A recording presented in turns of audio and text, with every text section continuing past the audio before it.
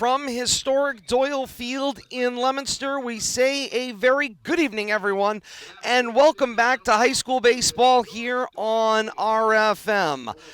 A day that started with temperatures in the middle 60s as we get set for night baseball here at historic Doyle Field. The temperature continues to fall. We'll hit a low tonight around 40.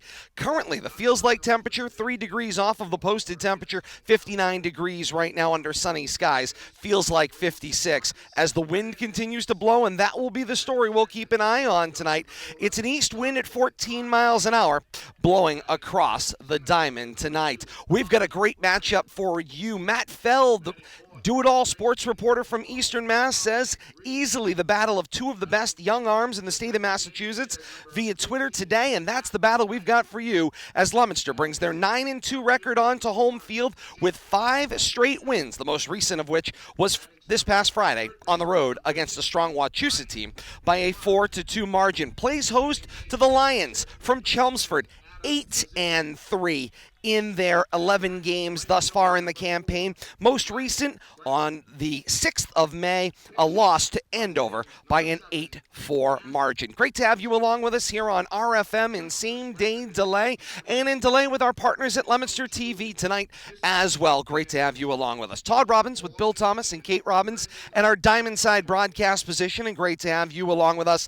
And the battle of the young pitchers, that's what we're looking for. For Leominster, it will be Angel Baez, the young, powerful pitcher, got a big close in a state semifinal as a freshman. Now in his sophomore campaign, off to a red-hot start. We'll get you some more information on him as we move along. And he'll battle Matt Stewart, a freshman hurler from Chelmsford. His brother was actually meant to be the ace of the squad this year, and as it turns out, due to some injuries, he gets to step in. He'll get the lead tonight, and he will be the person who gets the ball tonight. So it's a sophomore versus a freshman in our battle tonight. Should be a heck of a lot of fun. Welcome in the broadcast team, Bill Thomas, Kate Robbins. Billy, we'll start with you. Young arms means a little bit of inexperience, but it also means young and exuberant as well. They're out here today looking to make a mark on a varsity squad. Yeah, I like to refer to it as youthful exuberance when you're part of that underclassmen or part of the younger group. But,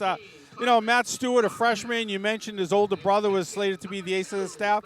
I know in my years growing up as a coach, a lot of times the younger brother is coming along a year or two, sometimes a little better than the older brother. They were forced to compete at an earlier age, and they kind of picked things up a little earlier. We'll have to see what Matt brings to the diamond, to the hill tonight. But got a veteran defense behind them. 7 out of the 10 starters are seniors. 2 others are junior. He's the only real underclassman is a freshman. Call him a rookie if you want, but he's got some great support behind him. We'll get a word from Kate as we get closer to first pitch, but first, it's the national anthem here at Doyle Field, followed by first pitch of Leominster and Chelmsford for you here on RFM and LTV.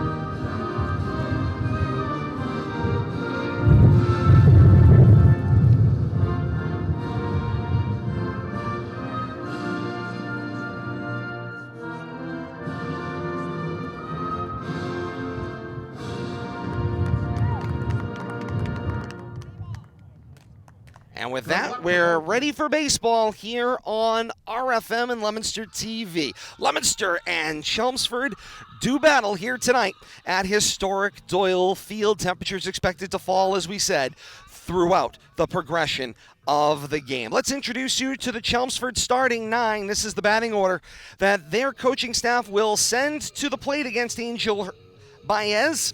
Marcos Hernandez will get the leadoff spot. He'll play second base. The shortstop, John Cota, will bat second. The center fielder is Colin Ryan. He'll bat third. The cleanup hitter, first baseman Colin Reed. Jack Blaine, the designated hitter, bats in the 5-hole. The left fielder is Jake Falkingham. He'll bat sixth. The third baseman, Ryan Clark, bats in the 7-hole. Adam Lazine catches and bats eighth. And the right fielder, Ryan Brackett, will bat ninth in this order. He'll do battle against the Leominster team that arranges themselves as follows. Left to right across the outfield looks like this. It's Tom Gosen, Brandon Arsenault, and Tyler Godin left to right across the outfield. Right to left across the infield, it's Jake Richard, Tony Savatelli, Nick Massa, and Nick Garcia. Gonna have the first name Nick to defend the left side. And then Zach Casey does the catching for Angel Baez, who gets the start tonight for Leominster. For Baez, he has thrown 14 2/3 innings in his games played. Comes in with an ERA sub 1.955. He's got 18 strikeouts against 4 walks. He's allowed 6 runs, but only 2 of them have been earned thus far this season. Kate, that's the backdrop for you. Welcome to the broadcast, and here we go. Young arms going to be part of the story, and then, of course, the need to produce offensively. We know this Leominster team can produce a whole lot of points when they want to. You're absolutely right about that. I did think when you were going to introduce Angel Baez that you were going to say Hernandez, and I said, oh boy, I hope he's not here today. As I was looking down the lineup, looking at Angel Baez and Marcos Hernandez, I almost combined the two of them. We certainly don't need him here today. This could be an interesting game if he was. But at any rate, yes, as you said, having become a little bit more familiar with the offensive production of this Leominster Blue Devils team, they can score in bunches and seemingly score, especially in those tight situations when they need to come up with a run. So it'll be very interesting to see here, especially with Baez, the speed, the power that he has on the rubber. See what this Chelmsford team is able to do offensively, especially here in the early going, and then see if they can match Leominster's offense and see if Leominster's offense comes to play today. Bill Thomas, the last time this RFM audience saw Angel Baez, it was in the rain at Auburn almost a year ago now in the state semifinal, and he certainly wasn't deterred by difficult circumstances. I tell you, we were introduced to him. You talk about baptism under fire and the run to the playoffs, to the state finals. He really made an impression as a freshman last year. And the opening pitch of the ball game is a ball at 5:57 p.m. We're underway 3 minutes early here at historic Doyle Field. Would we have it any other way? And that's the way things work down here. And Hernandez is at the plate with a 1-0 count. The 1-0 pitch is a called strike on the outer half, and the count levels at 1 ball and 1 strike. Power, power, power. And that's going to be the name of the game. It'll be interesting to see in this sophomore campaign what he's added to go with it. Here's the 1-1, a breaking ball over the heart of the plate. I think that answers that question right quick. Indeed it does. Nice shot breaking ball right there. Must have heard us speculating what he's got. Curious to see what else he may bring. That was a nice pitch. All right, here comes the 1-2 offering from Baez. Fastball at the letters, misses high, and the count levels at 2 balls and 2 strikes. I certainly agree with the pitch call, but interesting sell there from Leominster's catcher. Yeah, Zach Casey wanted that one, tried to pull it. Here comes the 2-2 pitch. Breaking ball never broke. It drifted away, and the count runs full to the opening batter of the ball game, Marcos Hernandez against Angel Baez. 3 balls and 2 strikes the counts. Last thing you want to do is start off with a base on balls here. Got to come right at him. They can put the ball in play. The payoff pitch. Cut on and missed. Or make him swing and miss. It was a hard power fastball, but it was probably below the kneecap. Well placed, I would say. Good purpose pitch right there in any circumstance. One of those pitches you basically call unhittable, but it's a strike if that's possible. Indeed. Only thing wrong with that at bat thus far is that Baez had to go all the way to a full count in order to get the K. 6 pitches, absolutely. And that, we keep track of the pitch count because it does become a factor for the 6th, 7th innings. We'll have to see how that works out today for Angel. He opens Cotta with a breaking ball strike. Now here's the 0-1, back-to-back breaking balls. Not afraid to use it right there. Indeed he is not, and the count is 0-2 to Cotta. Hey, if you're feeling it, you might as well break it out. And it's a soft breaking ball. It's not a hard, 12-6 curve or that kind of falls over the hump. A little bit like a slurve. And that 0-2 pitch gets slashed to the backstop, and we'll try another 0-2. Bringing some heat right there. High heat at that. Way to spoil, though, on the batter. And he brings a rather impressive frame when you think about it. This power is being generated from somebody who's probably average height at best. 0-2 pitch, high fastball, chopped back at him. He stumbles off the mound, fields it on the glove side, and flips it to first for the second out. Center fielder number 2. Nice glove Colin right there by Ryan. Angel. Nice to see him be able to field his position so effortlessly. Well, when you're throwing all that power, Kate, of course, he's falling off and got lucky that was to the glove side. He wasn't going to be able to cross back over the backhand with that kind of power. Colin Ryan takes the first pitch he sees, back up the gap straight over the middle, just out of the reach of Tony Savatelli into shallow center field, and it's a two-out base runner. Number 12, Colin Reed. And that brings our first lefty to the plate. It's Colin Reed. Reed, the first baseman. Watching him during warm-ups, impressive height, Bill Thomas, for a baseball player under normal circumstances. Tall kid, but that's what you want over there, first base. Tip strike one. Kid that tall, though, got a nice size strike zone for Angel to work on. Big, long swing by Colin.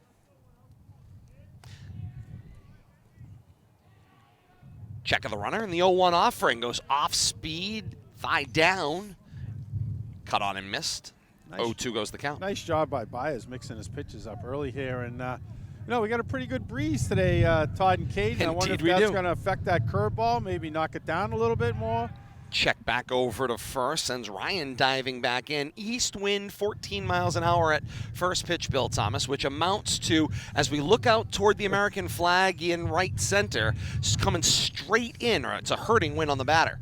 0-2 pitch, chopped on the ground. Off of first comes Richard. He fields his position, scampers back over to the bag, takes it himself, and it's 3 unassisted to end the threat in the top of the first. 4 batters come to the plate, just a single. So it's no runs on the 1 hit, no errors, 1 stranded for Chelmsford in the top of the first. Through 1/2 here at Doyle Field, Leominster and Chelmsford tied at 0. We head to the bottom of the first inning. Let's introduce you to Leominster's starting 9 that Coach Rich Barnaby will send to the plate. It begins with the leadoff batter, and that's Brandon Arsenault. He plays center field. He's been everything for Leominster this year in his season as a leader and captain of this team. Jake Richard plays first base, bats second. Then we go to a pair of Nicks. Nick Garcia, Nick Massa, 3-4 in the lineup, third base and shortstop, respectively. Tony Savatelli bats 5th, plays second base. The designated hitter today, Connor Bolak, bats 6th. 7-hole Tyler Godin, the right fielder. The left fielder is Tom Gosin. He bats 8th. And Zach Casey does the catching and bats 9th for Leominster. Meanwhile, as we look at the defensive alignment for Chelmsford, it looks like this. Left to right across the outfield, it's Falkingham, Ryan, and Brackett. Right to left across the infield, Reed, Hernandez, Coda, and Clark. Lazine does the catching for Matt Stewart, the freshman, who gets the start tonight against Leominster. And you know, Bill Thomas, Coach Lou DeStasi said to me, he really wanted to up the quality of his schedule this year, make his team more competitive. That's what games like this on his schedule are all about, and he's going to send a freshman hurler to the mound to do it. Well, you decide to travel on the road or invite teams in like Leominster, BC High, St. John's Prep. That's really trying to get your team battle-tested, battle-ready for what is hopefully and looks like a playoff season. And the only way you get better is to play up. You got to challenge yourself, and I think that's what Coach is challenging his team to do, is to get better, play up, and compete. I've got 2 words: statewide playoffs. That's absolutely right, and you have no other choice about it. Kate, for Leominster, they stubbed their toe during vacation week. Back-to-back losses, their only 2 losses of the season. One on the road at Westboro, an 11-10 game, and then a game you saw right here on RFM and on Leominster TV, a 3-0 loss to Shrewsbury, and that's been it. After that, it's been 5 straight wins.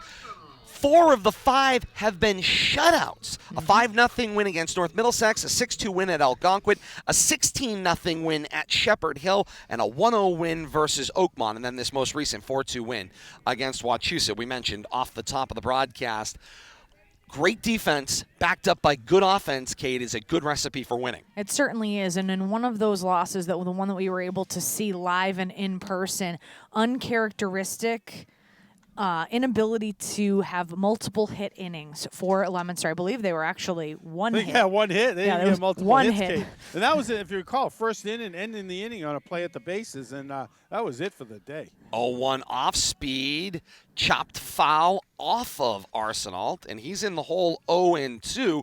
Arsenault comes to the plate batting .429, slugging .714, and a .556 on base percentage through the season to go along with what has been very impressive numbers on the defensive side as well. And the only other thing that I would add about that stumble over April break is that April vacation tends to be a beast all onto itself, because you don't have your traditional scheduling where you're going into school, where you're doing anything in the building, and you're going through your general routine. So it can kind of mess with you for that week. So unsurprising that some teams, and Leominster included, might stumble just a tad and then get right back to it. Second 0-2 pitch, cut on and missed. And Stewart has settled in nicely, takes out Leominster's offensive specialist in Arsenault, and he's got one out here in the bottom of the first, excuse me. Showing a nice fastball right there. I got to tell you, Todd, what'd you say? The wind's blowing at 40 miles an hour? 14. That was Wow. 1-4, but it doesn't feel like that. That's a pretty hard 14. Here at our diamond side. I'm going to say gusting to 40. Is that at Leominster Airport? Oh, wait, we don't have one of those. As the ball misses to Richard. Count goes to 1-0. You don't need a weatherman to tell us that it's really windy here. The flag's blowing straight at us. Wind's blowing straight in from left and center field. Be a hard task to get one through that wind today, to get one over the fence here at Doyle. 1-0 pitch missed. Count 2-0. Richard batting .37 to this point in the season, slugging .481. And then his on-base percentage, .514. I feel like that number may be artificially low, or perhaps missing a number. I'm thinking it's .370. Probably a zero. I'm on thinking the end. there's a trailing Misplaced zero that's yeah. missing. So batting Well, see, average I think that zero there might go with that one. And there's perhaps, yeah. A missing zero. Count 3-0 to the batter, Richard, taken all the way, and it's a called strike one. Spreadsheet got me, Kate. The spreadsheet got me. Don't blame me. I didn't say I did. I just printed it. 3-1 pitch. Drifts high, and it's a walk. So Leominster's got a one-out base runner here with Jake Richard drawing the walk. Brings Nick Garcia to the plate. Third baseman, number 8. Garcia batting .395, slugging .553, and his on-base percentage .432 at this point in the season. For Garcia, that's 15 hits in his 38 at-bats. Sees a first pitch down. Nice job by Lazine keeping it in front of him. Count goes to 1-0. After smartly striking out Arsenal, 4 strikes, 1 foul ball mixed in. They're having trouble finding the plate right now, Stewart is. You're very careful with that base runner. Yeah, Richard leads off, and this is a fastball that misses high. Count goes to 2-0. Coach Rich Barnaby, not one to shy away from being aggressive on the base paths. Stewart leans in.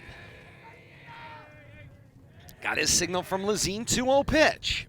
Fastball missed outer half. Count goes to 3-0. Second batter in a row. He's gone 3-0. He went 3-0 on Jake Richard. Led to that base on balls. I'm sure we'll be looking at the take sign here, at least for one.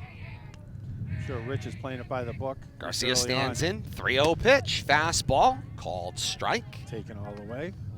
Changing planes a little bit on that one there. It seemed like it started off maybe a little up in the zone and then finished down as it came across the plate. You know, and you got to think the wind's going to, make the ball dance a little bit. Even that fastball is going to have some movement on it today. Probably get it to duck or dive a little bit. Stewart's 3-1 is a called strike 2. Outside corner, well-placed pitch right there. And now Garcia finds himself in a 3-ball, 2-strike count with 1 out. Runner on first base is Richard. See if Rich might start the runner here with a full count. 3-2 pitch. Cut on and missed for strike 3. Got him to chase. Great pitcher great pitch, Kate, by Stewart. Yeah, absolutely, right there. I mean, one of the issues that you have is when you get ahead 3-0 and you take that first strike, then you see another fairly decent one and you get a little bit picky. By the time you get to a 3-2 count, now you don't have the opportunity to be picky, and you got to take what you can get, and gets a little bit fooled there. 2 outs and Richard on down at first, and that brings Nick Massa to the plate. Stewart looks in at Massa, first pitch high. That one up across the helmet. Count goes to 1-0. Massa's batting .387 with a .487 on base percentage, slugging .452 through the 11 games at this point in the season. Other than the leadoff batter Arsenal, Stewart having trouble with first pitch balls here leading off. Hasn't had a first pitch strike here 3 batters in a row. His comeback in the last at bat was impressive. The 1-0 pitch. Knee-high strike. Count goes to 1-1. Not wait until he goes 3 balls on this batter. But you know, you mentioned, Todd, that other strike, low but purpose strike right there. It seemed like a little different plane. Seen that a couple times. The last couple of strikes been nice low knee strikes. 1-1 pitch. Right down the tube, hit on the ground by Massa. Ranging over is Coda at short. He'll snap it to his infield middy Hernandez to retire the side. 6-4 goes the putout to end the threat here in the bottom of the first. Through 1 here at historic Doyle Field. It's Leominster nothing, Chelmsford nothing. Each team has stranded 1. Leominster, though, no runs, no hits, no errors. 1 left on in the bottom of the first. 1 complete here at historic Doyle Field. The break, and we're back with more. This is RFM.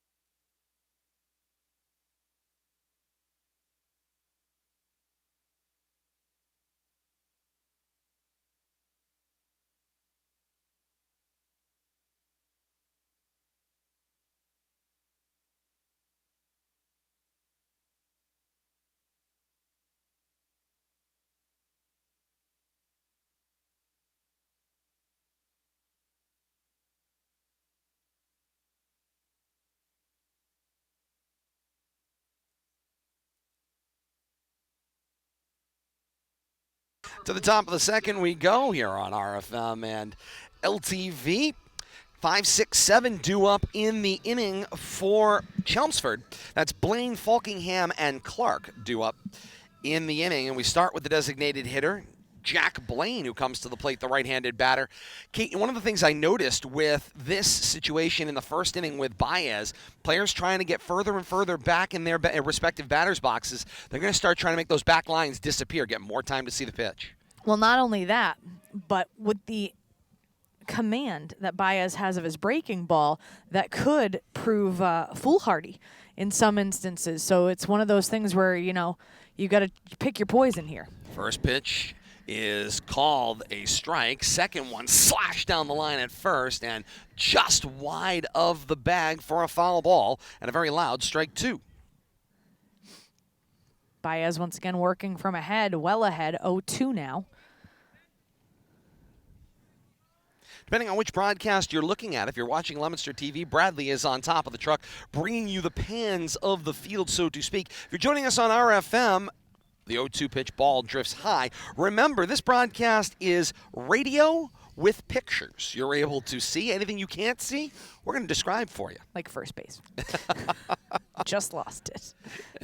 In the wind. The 1-2 pitch. We'll blame the wind. Nice job by Casey to try to frame the outer edge, but it missed. Count goes to 2-2.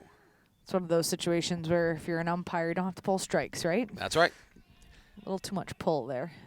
2-2 offering. Breaking ball. Got underneath it, lifted it up and over the backstop and out of play. That's on the old Twin City Rail Trail. Not yet open, but does see vigorous use. Can't imagine from who. 2 balls, 2 strikes to the batter, Blaine. He'll see another 2-2. Fastball. Tried to change planes there, and he missed the knee. 3 balls and 2 strikes goes the counts. Do I have friends around me? Billy. Okay. Billy is currently working on the camera there. Can feel people around me. 3-2 pitch. High hop up the middle of the field. On the run, it's Massa, and throws in time to first base with a great stretch from Richard to complete the play. 6-3 the putout. Doing a little camera maintenance, talking to some fans. Great play there by Massa to charge the ball. He surrounded it, Kate, and was able to make that transition, snap it across the infield. One of the things, by the time he was able to get to it and make that transition, which is not an easy ask, you have to have that snap, that quick release, that quick snap throw in order to have any shot at getting that runner. Ooh, that was a little wide, but okay. Falkingham sees a called strike for pitch number 1. Left fielder, Okey-dokey, artichoke. left-handed batter. Pretty good mix in the lineup here for this Merrimack Valley Conference team. Here's the 0-1 breaking ball, and Casey couldn't hold it. Bill Thomas, you want that breaking pitch on the edge. You've got to catch the exactly ball. right, especially that one in that outside corner. If you can't hold it, inside corner, you can't hold that there. You're not going to get that call. Got a bite. Comes Baez as 1-1. Took a little off of it, cut on and missed by Falkingham, and the count goes to 1 ball and 2 strikes. Although, go ahead, Billy. I was just saying, Angel's doing a great job mixing up speed. That's so far. exactly what I was going to Early say. on. Impressive improvement. That's why we're the analysts. That's Kate. right. Impressive All improvement. right, your turn, Todd. What's happening? 1-2 pitch. Chop goes with it down to Garcia at third. Stands flat-footed. Snap throw across the infield. Try to make the play at Richard. It's over his head and into foul territory. The backup by Casey is there, but he had to sprint for it. Right field for Godin couldn't get over, and around first and cruising on into second is Falkingham. Got himself an infield single with an error on the throw. Yeah, high throw there. Pulled Richard off the bag. I thought he had it and tried to tag him. Tried It to looked tag like him on it the play. knocked the ball out of his glove. I couldn't tell if he had it in a phantom tag, but nonetheless, Falkingham ends up at second base. E5 charge to Garcia. Now puts the first runner in scoring position. So taking away the hit. Yes. No hit. E5. All right. Advance on the throwing error. I consulted with myself again, Kate. Ryan Clark, the third baseman, comes to the plate. I'm watching the game on a 4-inch screen. So they look like ants. Baez works and cut on and missed. Count goes to 1 ball and 1 strike to Clark.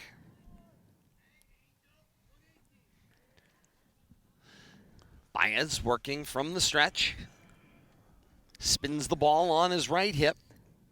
Taking some time between pitches now. Yeah, Falkingham steps off. Here comes the 1-1. Blistering fastball for strike 2. Well, it's no surprise as soon as you get a runner into scoring position, particularly at second base, the cadence tends to slow way down. Get a little more deliberate. Yeah. Exactly right. Angel working out a stretch. I noticed he was working out a regular windup, which was. for a reliever you would think, that's where he kind of cut his teeth. He might stick with that set, but no, he comes from the full windup with nobody on base and working out of the stretch. 1-2 Runner on miss second. in the dirt. We're level. 2 balls, 2 strikes with 1 out. Falkingham down at second. Baez staring in at Casey. 2-2 pitch. Breaking ball, check, swing. They said he went. Good job by Casey to play it and place the tag to complete the strikeout. That's the way to hold on to that outside strike Number right 10, there. Adam Lazine. Get the tag on him. 2 away here in the top of the second. Falkingham stands down at second, and it brings the catcher Adam Lazine to the plate. Nice to see him staying with that breaking ball, even with a runner on second base. Less than 2 outs there. A lot of confidence in that pitch. Falkingham leads away from second, draws the attention of Baez. They go with a pickoff play, but everybody had run away from Lazine. Angels looking in like there was a play there, but apparently the infielder didn't get it. He almost let that rip into center field. Did a nice job to tuck it. Remember, they only have to throw over to first. They can phantom to the other bases as long as they're clear. 2 outs. First pitch coming to Lazine now. And it's a fastball in her half for strike number 1.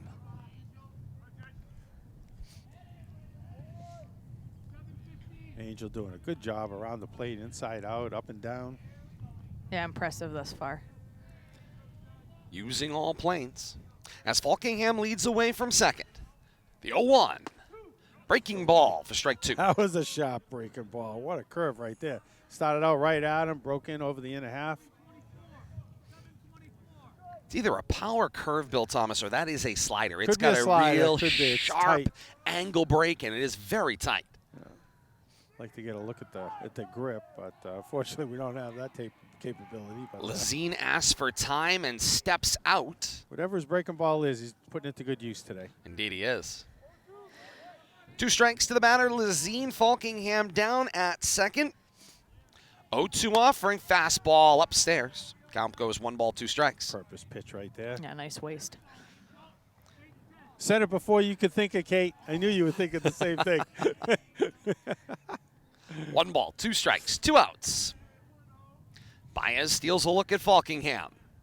Savatelli retreats back to his position. Cue shot foul right to our diamond side position here. That's coming to me. Indeed it was. I got it, I got it, I got it. 1 ball, 2 strikes, 2 outs. Falkingham down at second. Lazine in a battle with Baez here at the plate. Like to find a hole out here, keep the fun going here. Baez would like to tease him on one of those juicy curveballs. 1-2. Oh, boy. Fastball missed the outside, maybe a little high. 2 balls and 2 strikes. And the chess match continues. There has been a very deliberate cadence to this game thus far. And when a runner's on second, it comes to a screeching halt. 2-2 pitch, breaking ball, called strike 3. Nice job right there. Froze him with that one. 4 batters come to the plate again for Chelmsford, this time in the top of the second. And just the error strands Falkingham at second base. Otherwise, it's 2 strikeouts, 1 looking and 1 swinging, and a ground out play to Massa. That's the defensive lineup. So it's no runs on no hits. 1 error with 1 left on in the top of the second inning. Through 1.5 here at historic Doyle Field. Chelmsford nothing, Leominster nothing, and more to come. This is RFM.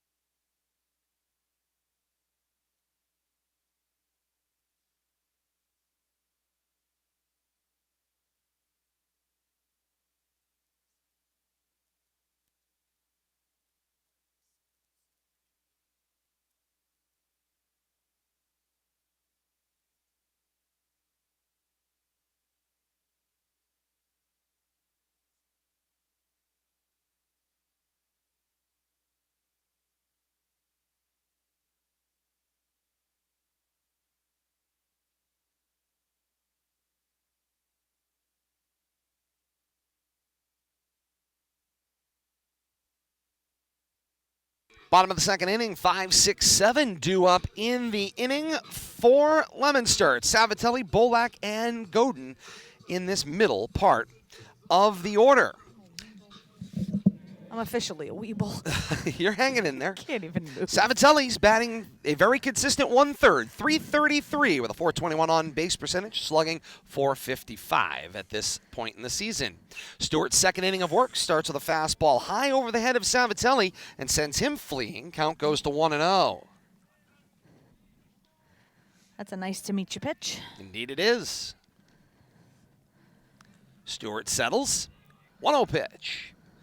Missed. Count goes to 2-0. Wanted that one on the corner. Little extra look in there. Ooh. Looks out over the glove. Set at the chin. 2-0 pitch. Fastball called strike. Savatelli tried to turn away from that one, but a nice job by Stewart to bring it right into his kitchen. Did the umpire just say that wobbled?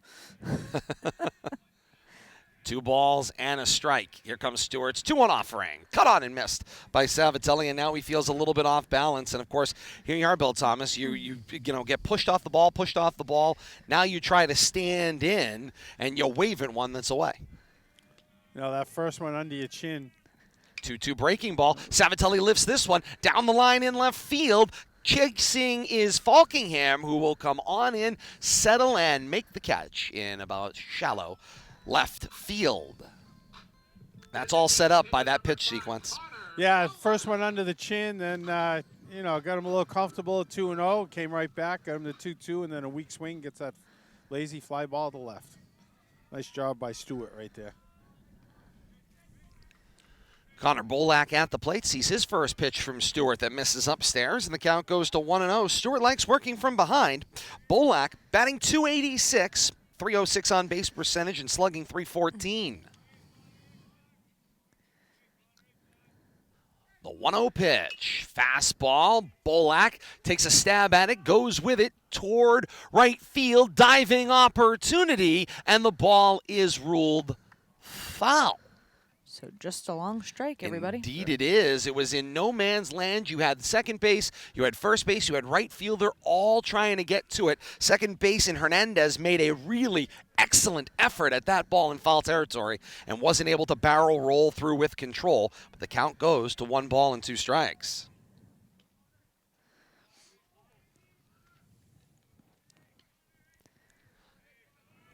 One-two pitch. Fastball.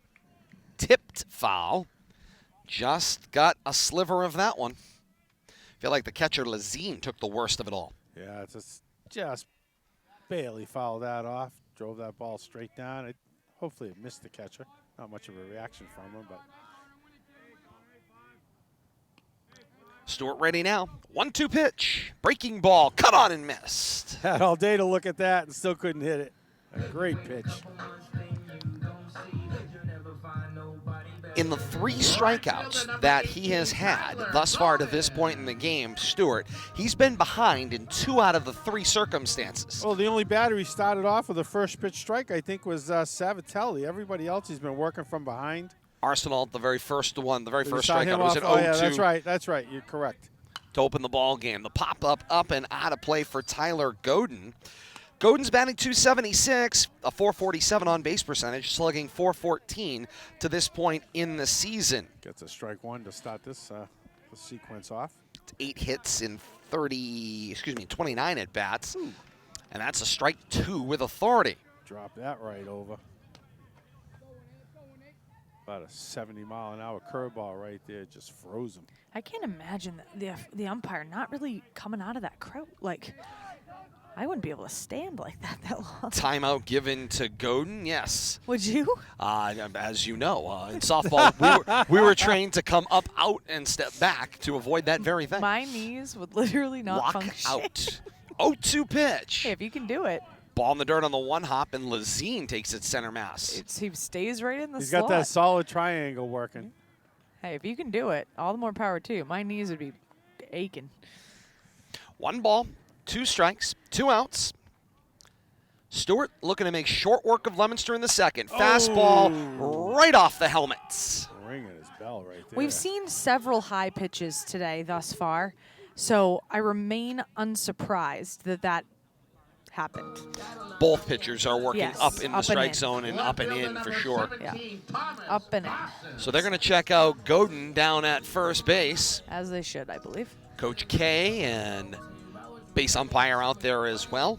I mean, he did get his head turned, got him in the back of the crown of the helmet. Yep. So if you're going to get hit in the helmet, it's probably the best place to get hit. Deflected off nicely. Didn't just drop the ball right in front of him, so some of the energy was deflected off. He looks like he's none the worse for wear. Still get your bell rung, staying though. in the game. He's going to hang in there. Tom Gosen comes to the plate. the left fielder, batting .250, a .364 on-base percentage, and slugging .286 through 11 games. 2 outs here, bottom of the second inning. Godin leads away from first, and Gosen sees a first pitch ball off the outer half. Count goes to 1-0. Great to have you with us here on RFM this evening. Same day delay, or for those of you joining us in delay with our partners at Leominster TV. Here's the 1-0 pitch, cut on and missed by Gosen. He went chasing on that one. Count goes to 1 ball, 1 strike with 2 outs. Stewart working from the stretch, the right-hander leaning out over that left leg, sneaks a peek over the left shoulder. 1-1 pitch, runner breaks. Lazine got up on his toes, snap throw down, not in time! A stolen base out at second for Tyler Godin. Good hustle right there. Just barely beat the throw. Quick bounce, but nice job by the shortstop.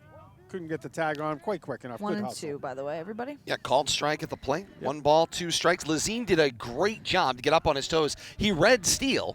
He was just a 1 hop short of getting it there and probably getting the out. I finally didn't cut to the wide angle. I just left it. Great job. So excited. 1 ball, 2 strikes with 2 outs. You can't see the base runner. Caught on and missed. Thread over nonetheless.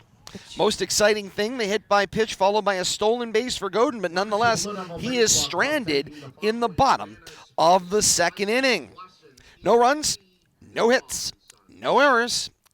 1 left on for Leominster in the bottom of the second inning. 2 complete here at historic Doyle Field. More to come, as it will be 9-1-2 due up at the plate for the Lions in the top of the third. Stay with us, more to come. This is RFM.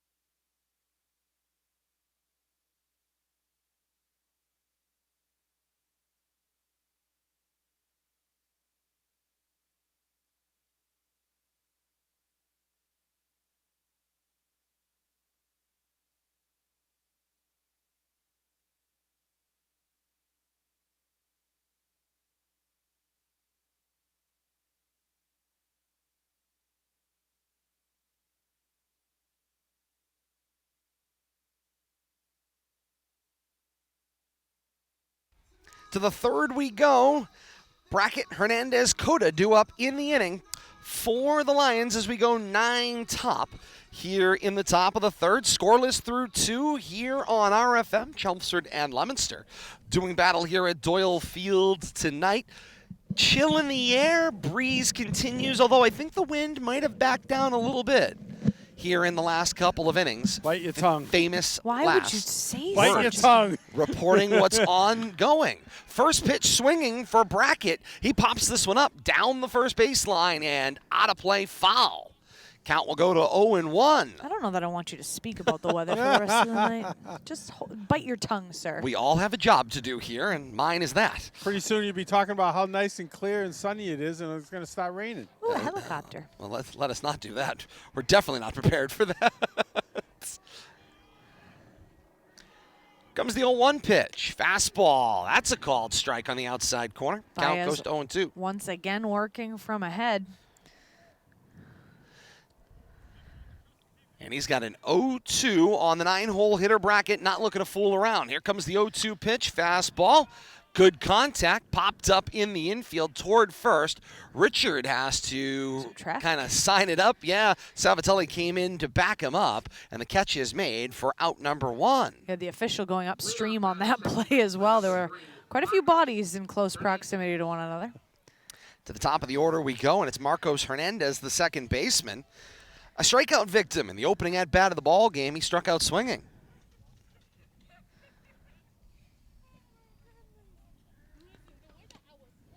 First pitch he sees is called strike here in at-bat number 2. Right now, Baez working for Sherman Williams as he paints the edges. He's doing a good job working from ahead, too, opposite of what Stewart's been doing on the other side. 0-1 hit on the ground right at Baez, fields it off his glove side and flips it to first. Short work of that. Indeed he did. Looked like an instant replay of some work back in the first as well for John Cota, who grounded out to the glove side and was a flip victim in that one for out number 2 in the first. Yeah, Baez could use a quick inning here. I got him for close to 30 pitches the first 2 innings. A nice single-digit inning here would go a long way towards getting him deep into this game. Baez ready, first offering, sends that one in, and they say he clipped him. Got a piece of the shoulder of Cota, and it's a hit by pitch. Center fielder number 2, Colin. So it's a 2-out base runner. And that brings Colin Ryan, the center fielder, to the plate. Ryan singled and was stranded back in the first.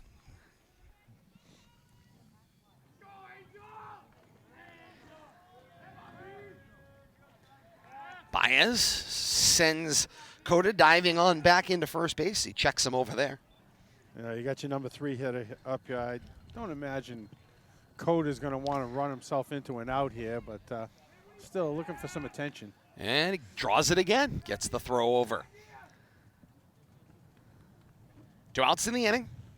Cota well checked over at first, and Baez working onto the stretch. He's got Ryan in front of him. Fastball for a strike, steal of second. Savatelli tries to make the play, and that one rolls through into center field. Savatelli held the empty glove on the runner. It kept him close, but it's a stolen base nonetheless for Cota. Count goes to 0-1. It's like deja vu all over again. Hit by pitch and a stolen base. Hit by pitch and a stolen base. Indeed, teams. I was going to say, evening up the situation, so to speak. Counts 0-1 to Ryan at the plate. Balancing off the stat sheet. 2 outs, runner in scoring position is Cota. He is dancing out there at second. Indeed he is. He's keeping Baez's attention, sends the 0-1 to the plate, and it's an off-speed pitch that drifts. Count goes to 1-1.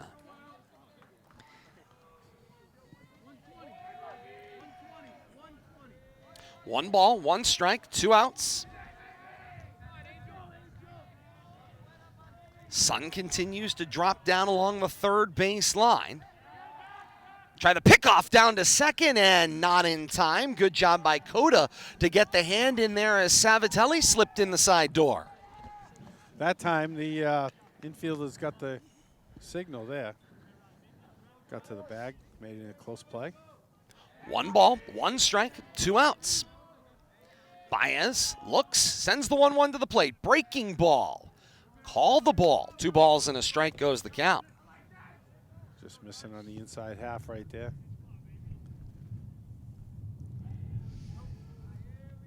Baez looks toward pitching coach Ed Vowles over on the bench.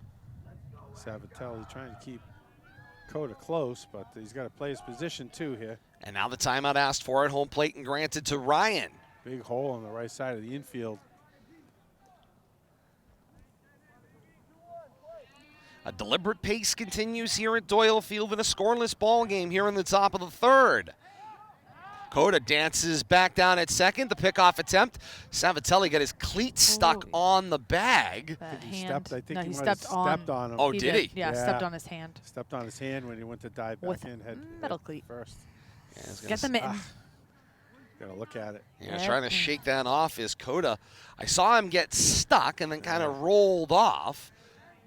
I didn't think that was the hand that he got, but you both were rather convinced, as was he, and Cota appears to be okay. He'll continue. 2 balls and a strike to the batter, Ryan at the plate. Baez preoccupied with that runner since hitting him with a pitch in Coda. Stole a base down to second and causing all sorts of problems out at second. The 2-1 goes with the pitch toward right field. Godin on a dead sprint makes the catch chest high to end the threat.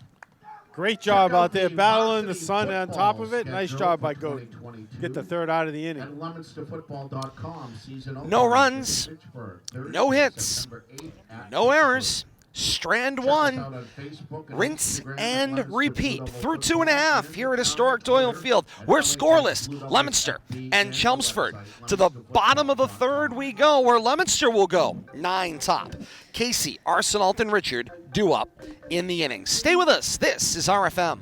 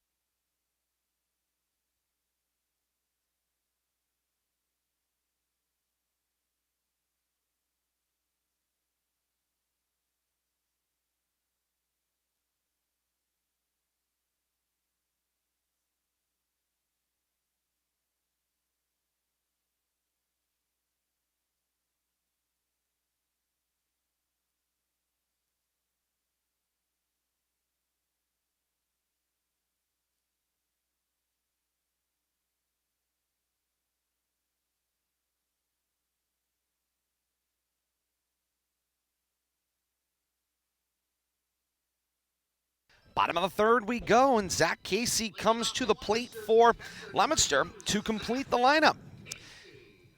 Casey struggled a little bit with the bat. He's batting .161 with a .235 on-base percentage. He's slugging an equal .161 to this point in the season. Got 10 strikeouts, 5 hits in his 31 at-bats. When you're starting catcher, they're looking for defense more so than offense, I would say. And as long as he's doing a good job out there with the pitch.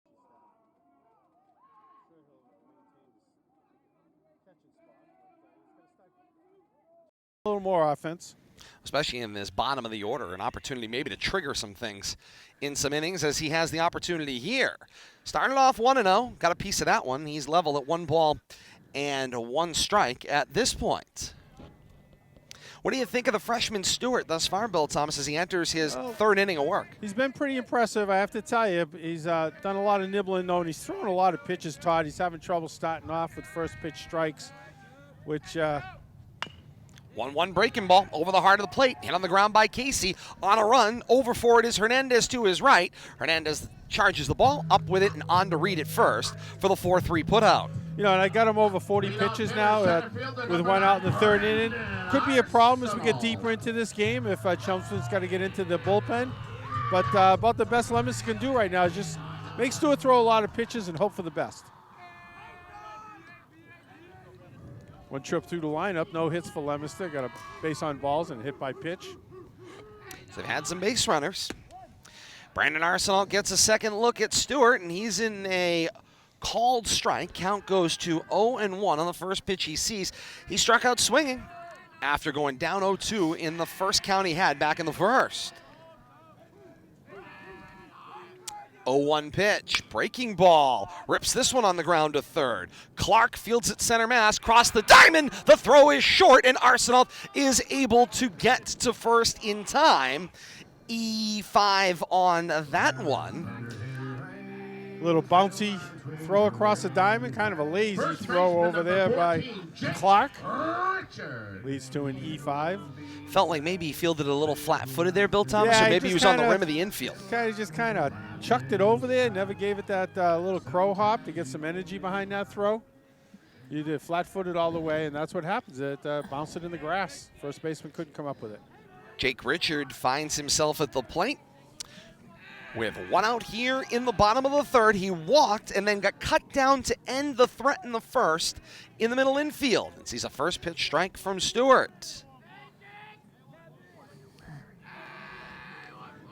Arsenault on at first, couple steps off the bag with the lead. 2 steps athletic over there. And he will get checked back on in over at first by Stewart.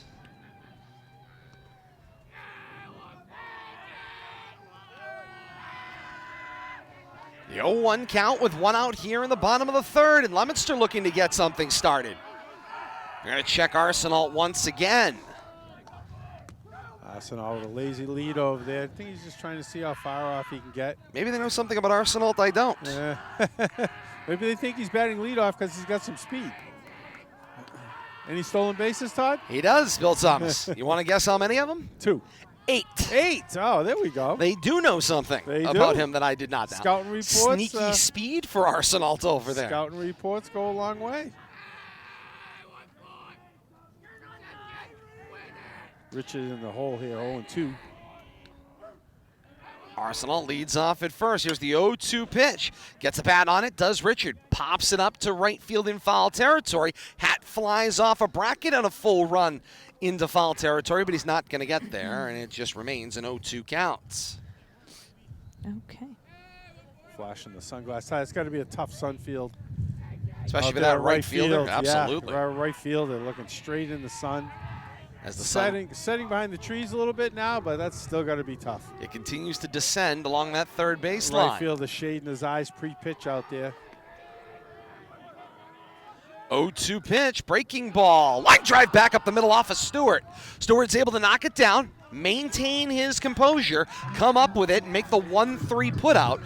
Fielder's choice does allow Arsenault to advance. Nice job right there by Stewart, not panicking. Garcia. Didn't even look at the runner going to second. Knew that play was probably off the books. Good job getting that out at first base right there. And so that brings Nick Garcia to the plate, struck out swinging in his first at-bat. A little 2-out magic here for Leominster. And they got their first runner in, second runner in scoring position at this point, Bill Thomas.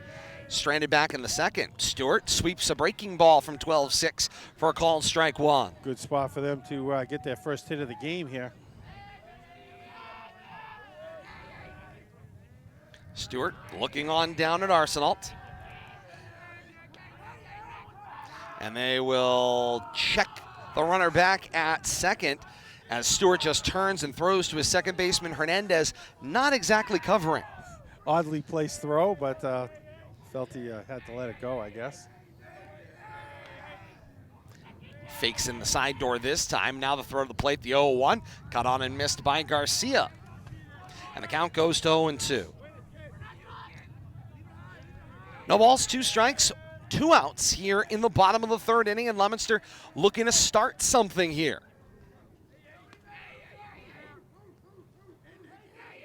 Arsenault dances as the delivery goes to the plate, but it's cut on and missed for strike 3. Leominster gets another runner down to second base, but they fail to score in the third. Another base runner stranded. So it's no runs, no hits, no errors. No runs, no hits, 1 error.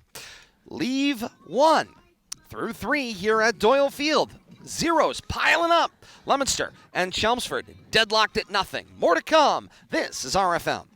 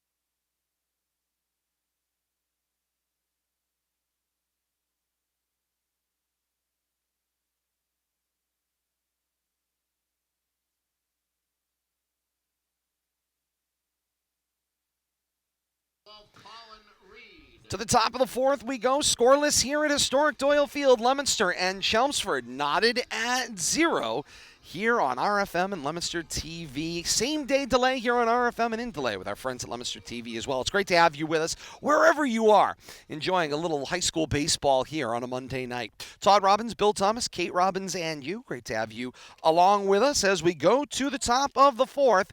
Heart of the order due up for Chelmsford, 4, 5, 6.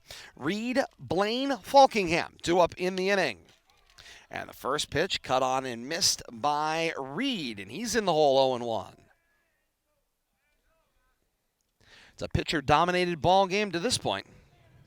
Yeah, stats are pretty similar on both sides. Pitching stats, base running stats, left-on base stats. Leominster hasn't gotten a hit yet. Chelmsford's got one. Each got a hit by pitch. Neither team has scored yet. 0-2 pitch. Missed just off the edge, and the count goes to 1 ball and 2 strikes. That looked pretty good. Missed off the outer edge to the lefty. Now they're going to go a little farther out. Here's the 1-2 breaking ball. Missed high. Count levels 2 balls, 2 strikes. It's going to Reed, big, lanky. A lot of strike zone there.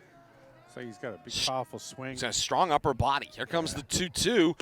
Got to go low. Cuts and misses. Nice job by Byers right there. Jack Blaine. Get some reaching. Well, if you can, as a pitcher, change planes, you can use some of that height against him. If he's got to defend the bottom half of the zone when he's in the hole with 2 strikes. Take that power away from him. Blaine comes to the plate, grounded out to short back in the second, sees a first pitch strike here in the fourth. Count goes to 0-1. Baez in the windup and the pitch. 0-1 popped up and out of play. Count goes to 0-2. Broke some glass. I was going to say. Count goes to 0-2 always to got to Blaine. get that broken glass. Never miss an opportunity for a sound effect. Baez's 0-2 pitch. Popped up in the infield. Casey giving chase.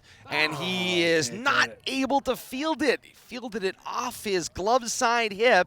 Let it get down inside of him and ate it up for a foul ball. Yeah, I never really circled under it.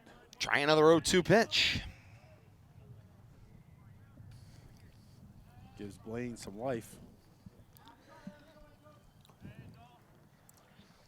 Blaine wants to make that opportunity hurt. He'll see another 0-2 offering. With 1 out here in the top of the fourth inning. Here comes Baez's 0-2 again. Hit on the ground, chopping back up the middle.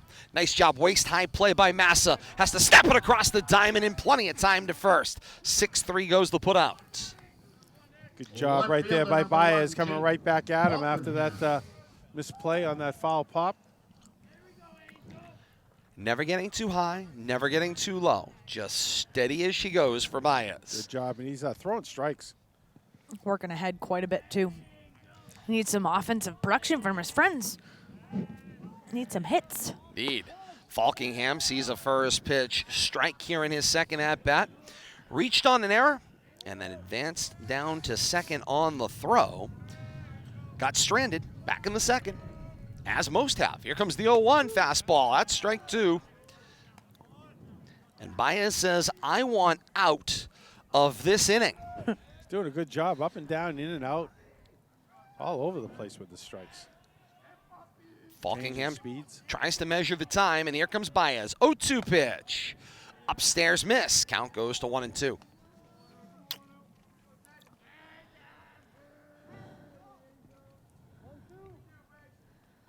One ball, 2 strikes, 2 outs. Top of the fourth inning. On the verge of heading to the dugout. 1-2 pitch. Fastball. Missed off the outer edge, and the count levels at 2s. 2 balls, 2 strikes with 2 outs. Baez ready again. 2-2 pitch. Breaking ball. Missed the inner half this time. Count goes full. 3 balls and 2 strikes. Spun that one in, tempting. Good job by Falkingham to lay off it. Can't get yourself in that situation. Get that far ahead in the count. 3-2 pitch. Goes down low, pulled on the ground toward first. Nice job by Richard. Drops to one knee, comes up with it. It's 3 unassisted to get out of the inning. Next, Leominster 3 up home and game 3 here at down Doyle Field, in the Wednesday, top of the 4 4th inning. No runs, no hits, no errors. Nobody left on. Through 3.5 here at Doyle Field. It's Chelmsford nothing and Leominster nothing. And more to come as Leominster sends 4-5-6 to the plate in the 4th. Stay with us. This is RFM.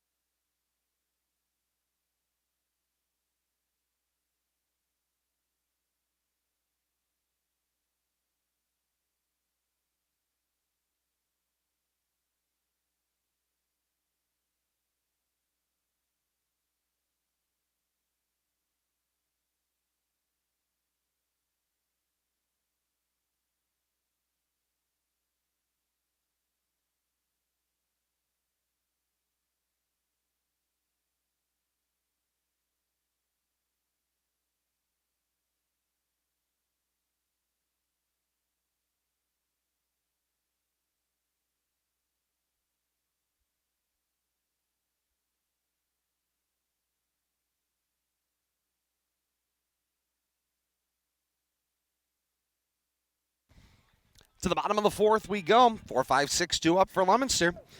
Sounds familiar from the top half of the inning. Massa, Savatelli, and Bolak due up in the inning. Stewart's 4th inning of work. Breaking ball never quite broke enough. Lazine has to come out of the crouch to field it. And the count goes to 1-0. I like the eye. Absolutely. Massa reached on a fielder's choice, ending the 1st. 1-0 pitch. Fastball. Good line shot, and it's over the head of the right fielder Brackett. Around first and throwing on the brakes. Hard there was Massa, and he will stay put at first with a loud single. Great job by Brackett to scramble, get that ball over his head and get it into the relay. Scramble, showing off his arm out there. Massa would have been out by 5 feet if he tried to stretch that into a double. Nice recovery out there by Brackett after he let that ball get over his head. Great bullet. Brings Tony Savatelli to the plate. Saw a number of pitches in his last at-bat and then flew out to left field. And now Lazine's going to ask for a timeout as he wants to talk to Stewart. It's because he's worried about the bunt. But Leominster getting the bunt down. Well, it's certainly, Kate, an interesting choice. Here we go. It's certainly not something that Leominster is afraid to do. I think Tony heard the word bunt. He looked over when you said that. Of course he did. I make friends everywhere I go. Do what we can do. I liked the eye on the first at bat. Massa leads off at first. First pitch swinging. This one's lifted foul territory toward the fence, and it will just get out of play. Count will go at 0-1. No sign of a bunt there from Savatelli. Not at all. Swinging away. Where are we in the order? 5. Yeah, 5 spot. 5 spot, right in the middle. Savatelli stands in. Massa leads away from first.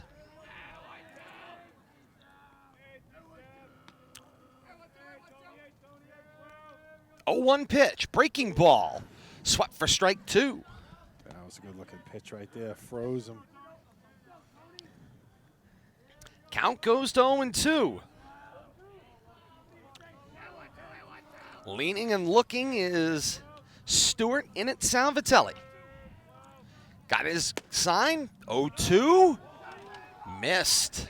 Count goes to 1 ball, 2 strikes. Got to wonder there a little bit. The target was inside. The pitch was outside. You had to come back across the body for the catcher to make the catch. I think it makes the pitch look a little worse than it might actually be. If you can't hit the glove, you're not giving the umpire much chance to help you out. Snap throw sends Massa diving back into first.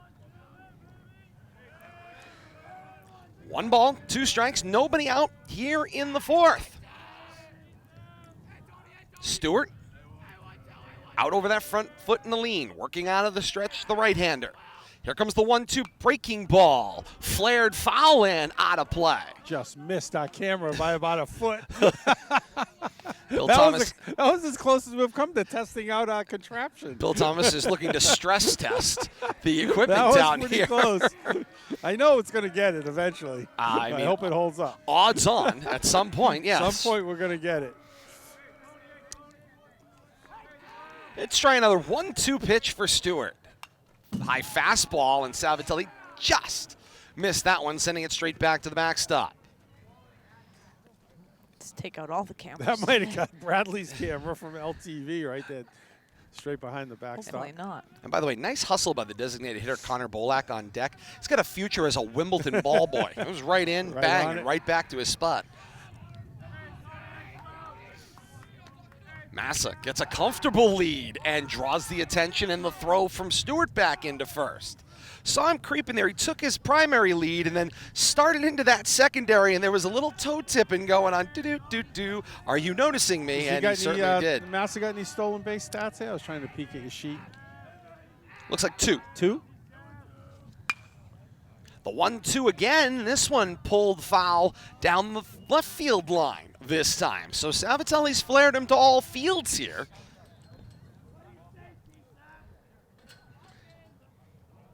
And now a timeout, and this is the second for this at bat for Salvatelli. This time, Lazine asked for it to go on out and talk to Stewart. First time it was vice versa. Stewart wanted to talk to Lazine.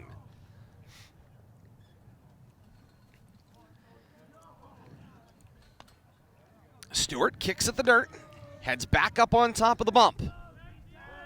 Scans his middle infield. Massa begins his primary lead over at first. It's our third 1-2 pitch. On the pitch went Massa, and he will dive into second base without a throw. It's a stolen base for Massa with nobody out. Picked a good pitch, too, right there. And a breaking ball. Got just enough of a jump. Didn't draw a throw.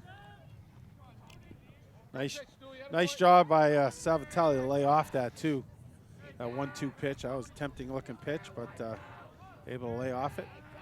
2-2 pitch. Fastball cut on and missed. Not that time. Stewart settled himself right down, came back with the fastball for the strikeout upstairs, and it brings Connor Bolak to the plate. He struck out waving in his last at-bat. Back in the second. 1 away, bottom of the 4th inning. Leominster with a runner in scoring position in Massa. Stewart gets a little help, a little check of Coda, doing a little dance back and forth out there with Massa at second.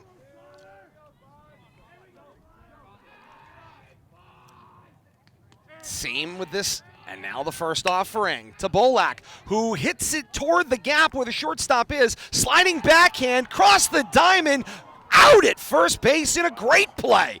Great job by Coda to get back to his position. He was holding up the middle. He has to come back to his position, skid backhand to his shortstop spot, turn and throw a bullet across the infield to cut down Bolak at first. Great job. And on top of that, Massa unable to move over to third there to play in front of him. Didn't want to run into it or not. I think he thought the play was going to be safe at first. Bolak did everything he could. He went all out into first base, threw up the arms, tried to draw the call, nipped him by a half a step. So 2 outs, and Massa down at second. And the breaking ball comes to the plate for Godin. It's in the dirt, dug out by Lazine, kept it in front of him, kept everybody in place, and it's a 1-0 count to Godin, who was hit by a pitch in his first at-bat and then got stranded at second base. Massa got to stay on his toes there, look for anything in the dirt. Tried himself down to third base. Score on a mistake. The 1-0 pitch to Godin. Sawed off foul. Count goes to 1-1.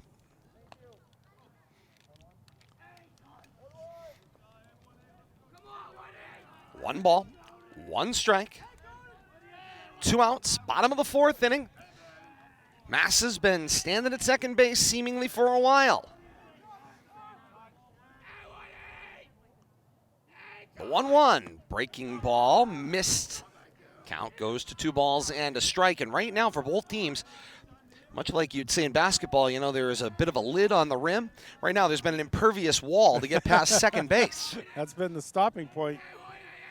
Destination ends at second to this point in the game. Massa dances away and the 2-1 to the plate, and Stewart missed again. Count goes to 3 balls and a strike. 3rd inning in a row that the Blue Devils have had a runner on second base. Just haven't been able to capitalize. And at some point, if you're going to create winning opportunities, you've got to convert. You got to score those runners in scoring position. Backdoor show, it's Coda all the way out at second. Stewart goes to the plate on 3-1. Popped up, foul territory. Lazine goes all out to the dugout and runs out of real estate as the ball goes out of play. And the count runs full. 3 balls and 2 strikes to Godin at the plate.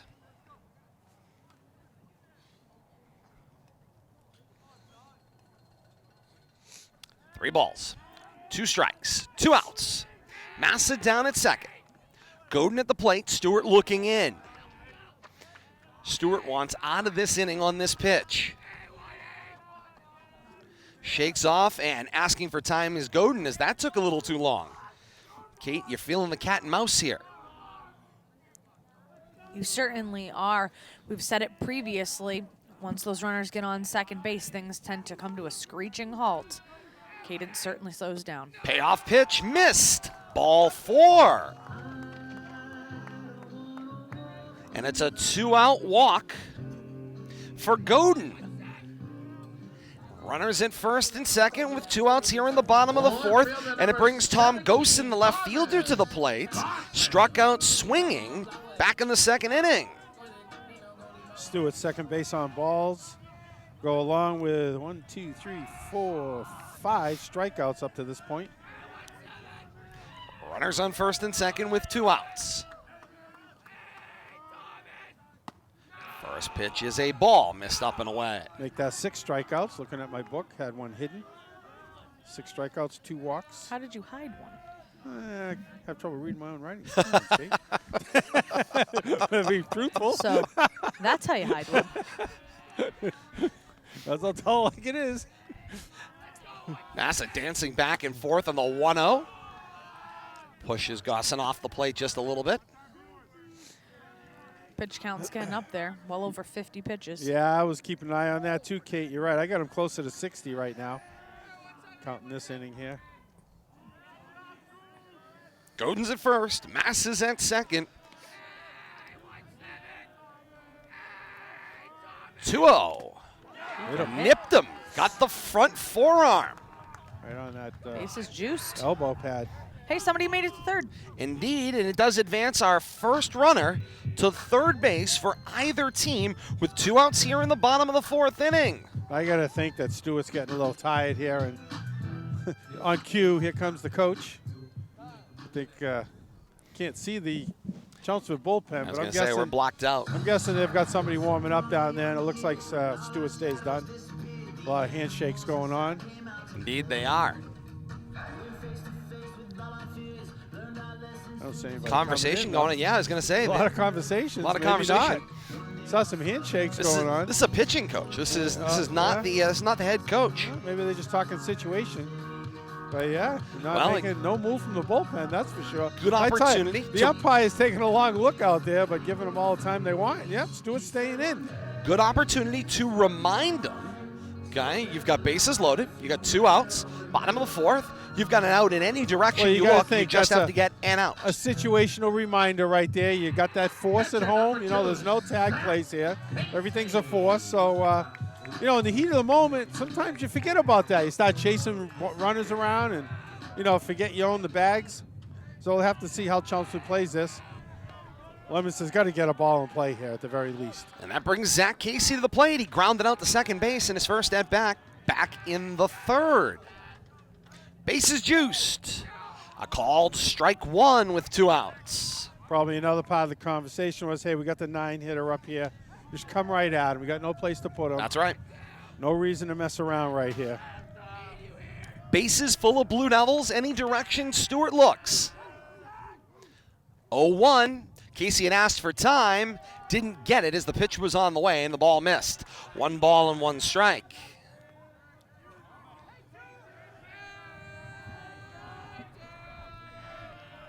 Stewart settling in. Working from the stretch, looking straight at Massa, who's now dancing over at third. 1-1. Cue shot foul. Count goes 1 ball, 2 strikes.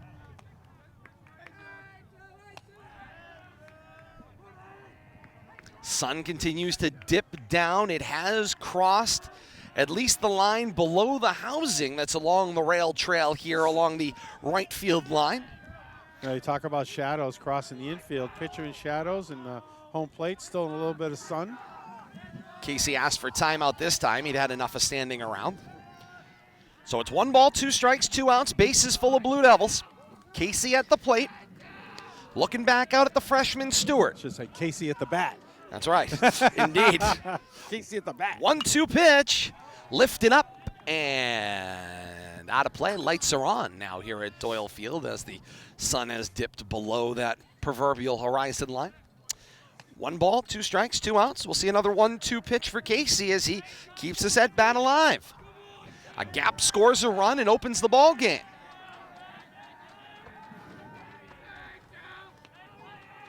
Ready now. Another 1-2 pitch. Flared on the ground. Stewart fields his position off with it, up with it, and goes to get Casey over at first.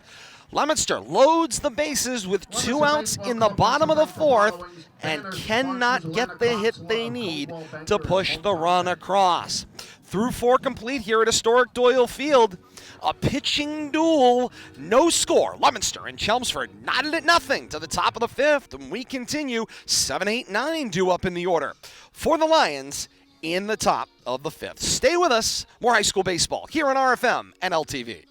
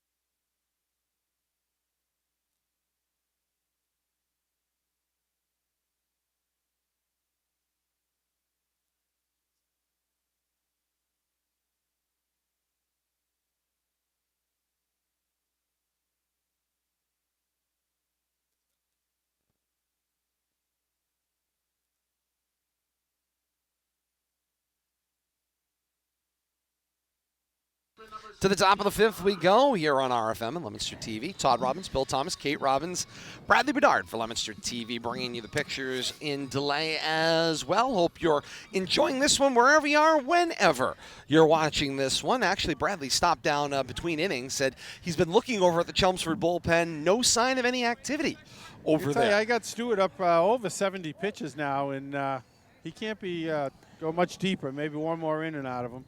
Baez. Got it. Sends that one Rick Vaughn style to the backstop. Count goes to 1-0. Incoming. Wow, thing. That's right. Kind of reminds me a little bit of Rick Vaughn with the power pitch. Here comes the 1-0. Fastball in the dirt. 2-0. I like the way he wears his hat down low on his eyes, gives that little stare in. Oh, gentlemen. The two of you. 2-0 pitch. Missed inside, 3-0. First time Baez really seemingly struggling, and you got to imagine this is a combination of, that was about the longest half inning we've seen here in the bottom of the fourth thus far in this game, with a lot of activity and a lot of pitches thrown, and then of course it's just plain cold. Here's the 3-0 pitch. Hadn't noticed. Called strike one. That it's cold? Yeah, hadn't noticed. No, I'm looking over my book, Todd. I think that's the first time he's gone. 3-0. No, actually, second time. Even though he's gone to 3 balls. 3-1 becomes 3-2 with a called strike. I only got him going 3 balls and one other bat. I was Falkenham in the last inning. He has been efficient, no question about it. Of course, I'm looking at my own book here. 3-2 from Baez. Misses. Ball 4. I think that's Baez's first walk, if my book is telling me the truth. If you can read it. Catcher number 10. And yes, other than a hit by pitch, that's a first base giveaway. Giving up 1 hit. A little convo going on here now. Third base. Conversation. And that brings Adam Lazine to the plate. Matt Hall. So Lazine was caught looking back in the second. Courtesy runner coming in. Yes, it is. Straight up. Courtesy. So it's Matt Hall who will courtesy for the catcher. That's to keep this game moving, people. Indeed it is. Uh-oh. They Okay. show bunt, slashes it down, it's rolling down the line. Baez decides to pick it up. Shot put it over to first, and it's in time for the outs. But the sacrifice does work. Right fielder You know what number he did? 4, Ryan Got the bunt down, Got the Kate. bunt down, The Kate. bunt down. And the sacrifice advances Clark to second. Courtesy runner on second, Todd. Courtesy 13. runner. Oh, yes, excuse me. It's Hall. Courtesy Thank you. runner came in for Clark. Hall That's down what it at was. second. Thank you. Lazine batted from the catcher. Noticeably, batted for Billy, himself. he realizes it when you say it. Yeah, we're a little confused there. You confused me, too. I had to figure it out for a second. Well, because I wrote down a courtesy runner for the catcher. You wrote the courtesy runner for the batter. That's You interesting. You confused yourself. Ball went in. I'm wondering. Ball goes into Brackett, by the way, who flew out, if I'm correct. Yeah, that's Brackett. Ball one, yeah. Flew out to first base. I'm wondering if that's an indication that we've got a pitcher coming in and that Clark is going to be that pitcher because he was at third base. I'm wondering if they reported him as a replacement for Stewart, which would then make him eligible for a courtesy runner, potentially. Oh, they move him into the pitcher spot. The courtesy runner comes in, takes over third base. So that he can warm up. And takes his spot in the batting order? 1-0. No, Does he that would take just. Clark out of the batting order? I as don't the believe pitcher? so, no. Oh, you're really confusing me now, Todd. Well, this is one of those rules Bill Thomas was put in, as Kate said, for efficiency and speed. Oh, yeah. Speed. Keep things moving. We'll see in the half inning. Indeed we will. Baez looks down at Hall at second, and he decides to check him back as he snaps a throw to Tony Savatelli. Got the tag on, but not in time. 1 ball, 1 strike, 1 out. Top of the 5th inning. I'm always impressed with the middle infielders and their ability to make sure that they're seemingly constantly in motion to keep that runner on second base while also still able to field their position. Pretty impressive. 1-1. Scooped up and out of play. And that one over the Tommy Kamateris bench and out of play. That felt closer. Not that I can see anything, but that felt closer. I could hear that hit. Count goes to 1 ball, I'm 2 in strikes. my bat cave still. Kate under the hood. It's the only way I can see anything. Baez gets a good look at Hall. And it's a fastball high, tipped and gloved by Casey at the plate. It's a strikeout. High heat right there. Couldn't lay off. Second baseman number 3, Marcus Hernandez. Back to the top of the order we go, and Marcos Hernandez comes to the plate. He's 0 of 2 on the day, struck out swinging in his first at-bat, grounded out to the pitcher Baez in his second at-bat. And out comes pitching coach. Yeah, Coach Val. pitch coach I got Ed Baez Vowles. for his 5th strikeout right there, too. 4 of them swinging. Tell you, stats are mirroring each other from both sides. Very much so. Pitching stats, you know, a hit by pitch, a walk, both got 5 strikeouts. You know, the base runners, left on base, the scoreboard, obviously. 2 very evenly matched teams playing here today. Indeed, and a hearty crowd on hand as well. Got some of the box seats here on the first base line. A couple of folks over here in the box seats on the third base line. And then we got some bleacher creatures out there on both the down both foul lines as well. It's nice to see. Trying to see if anybody's warming up down in the Blue Devil bullpen. I know taking a lot of time. Umpire comes out and joins the conversation. Gives Baez a nice chance to catch his breath there and talk strategy once again. Runner on second here. You don't want to mess around. You saw it in the top of the inning. You Same see thing. see it in the bottom of the inning. 1 run, Bill Thomas. Might be all Could do that it. you have. Could do it. Action, Kate says, in the bullpen on the Chelmsford side. Yes, courtesy of Bradley Bedard from Leominster TV. He has the perch up there to be able to see Indeed he down does. the right field line. So action in Chelmsford's pen. First pitch to Hernandez missed, and the count goes to 1-0. And I'm sure part of the conversation was reminding Baez back up to the top of the order here. It's nobody you want to mess around with. Senior, experienced veteran player right here. Hall's down at second, and Hernandez asks for time at the plate. That came quickly. Not the time came quickly, but the request for time, Yeah, in and my estimation, came a little quick. either wasn't comfortable, Kate, with what he was seeing. Counts 1-0 on Hernandez at the plate. 2 outs and Hall down at second. There's the kick and the fake back, which sends Hall scampering on back. Massa trying to sneak in behind him, but having none of that. Clock paying close attention to what's going on behind him. Or actually, the courtesy runner. Baez asking for the pitch to be relayed from the dugout. Second time. Yeah, he wants to make sure he's got what they're asking for. Here comes the 1-0. Fastball. Missed the outer edge. Counts 2-0. First inning, we've seen Baez labor a little bit out there on the rubber tonight. Oh.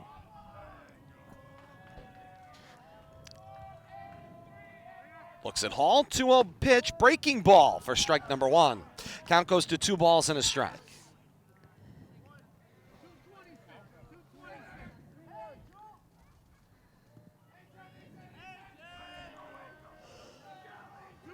They're both sides trying to rally their troops. 2 balls, 1 strike, 2 outs.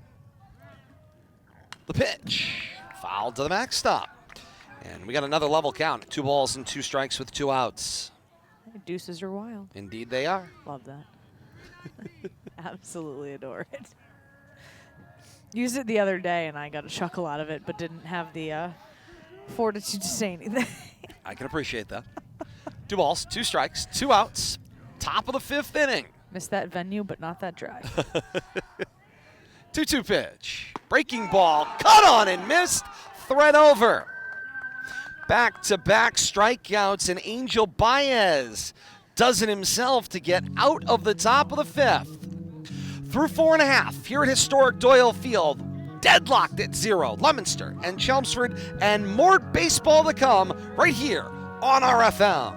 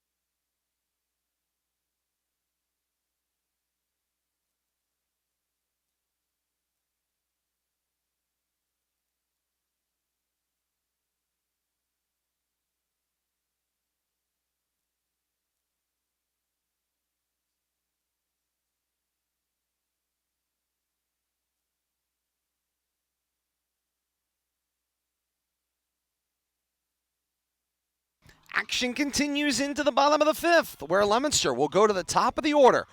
1, 2, 3 due up here in the bottom of the fifth inning in a scoreless ball game.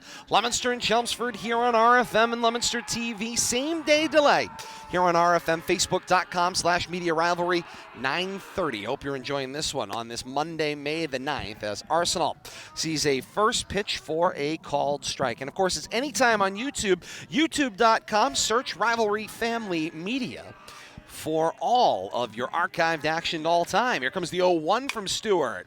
Soft breaking ball, flared foul, and out of play, and the count goes to 0-2. So we were conversing between innings, trying to figure out the courtesy runner situation. And of course, Maybe I just made it up. No lie. No, I heard the same thing, that it was a courtesy runner, but it must have been a straight pinch runner. Here's the 0-2 breaking ball. Called strike 3, and there goes Arsenal. 3 pitches. 3 pitches. Second strikeout of the day of Arsenal. He struck out in his first at-bat. He reached on an error in the third in between. I've got Arsenal seeing 4, 6, 9 pitches, all strikes. I don't have a ball in his column. Stewart's all not strikes. fooling around. He's coming right at him. Breaking ball missed, and the count goes to 1-0 as Jake Richard comes to the plate. Got to first on a walk in the first inning and then got retired 6-4 to end the inning. Grounded out to the pitcher back in the third in his last at-bat. The 1-0. Fastball strike. Count to 1 ball and 1 strike. All of a sudden, Stewart's gotten very efficient. After having I got him over 25 pitches in the 4th inning. 1-1. Fastball high and sends Richard jackknifing out of the way. Surprised he didn't wear that, but not fun up that high. Nope, not a lot of good places to take it. Oh. 2 balls and a strike with 1 out here in the bottom of the 5th inning. And Stewart getting stronger, but all of a sudden struggles on back-to-back pitches. That's a curveball, that drifted on him. Misses have been getting bigger. Missier? Missier. Yeah, that's right. Billy, that is the word that came to mind. I'm not going to lie to you. We think way too Yep. alike. 3-1 fastball miss. I don't know if that's a good thing, William. I don't know that that's a good thing. Misses are getting missier. I like that. Ball 4, and it's a walk for Richard, his second walk he's drawn on the day, and Leominster's got a 1-out base runner here in the bottom of the 5th inning. Are we thinking short leash here? Yeah, I can't imagine. That's exactly what I was thinking, Ken. I can't imagine Stewart's got much more left in the tank. I've got him up over 80 pitches now. You know, into the 5th. He really labored in the 4th inning. Even though he didn't give up any runs, he faced 6 batters, and I had him over 25 pitches in that inning alone. That brings Nick Garcia to the plate. Garcia's effort thus far has been futile. Struck out swinging twice. Would like to change the record right now. Stewart starts him off with a breaking ball outside that misses, and the count goes to 1-0.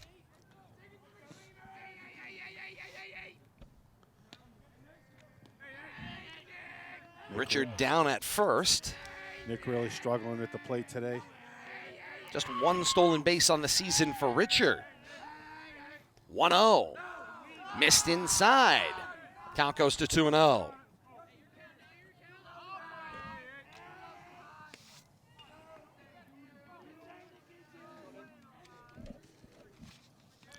Despite today's difficulties, Garcia takes the 2-0. Popped up in the infield. There's some confusion. Good job by the first baseman with the call off, but it fell in play. It is a fair ball that he will come up with Will Reed, and he will go long distance for the cut down, retiring Richard 3-4, and he needed a cutoff man seemingly to get him. Tough break right there. Rich is just caught in no man's land on that pop-up. Dropped in, spun fair. Garcia reaches on a fielder's choice. So that out goes 3-6. I was going to look at the numbers for Garcia as far as Either one of them. multi-base hits went, or RBIs, and Garcia, 19 RBIs on the season. I thought so. I wasn't able to get the number near fast enough to point it out, but that was not the way he was going to end up with an RBI, and that at-bat ends up with a fielder's choice. But has himself on, but 2 outs now here in the bottom of the 5th inning. Nick Massa at the plate. Massa's reached both times. He reached on a fielder's choice. It closed the inning in the first, and then singled and got stranded at third base in his last at-bat last inning. And he opened that inning, and a whole bunch of others followed him, but was not able to reach home. Count to 1-0. Has put the ball in play twice today, so he's having some good at-bats. Make it 2-0. See if he can't move Garcia around, keep the line moving. Leominster is stranded 6 at this point. Garcia would very much like not to be number 7 stranded on the base paths tonight. 2-0 the count. The freshman Stewart sends it on over to send Garcia diving back in.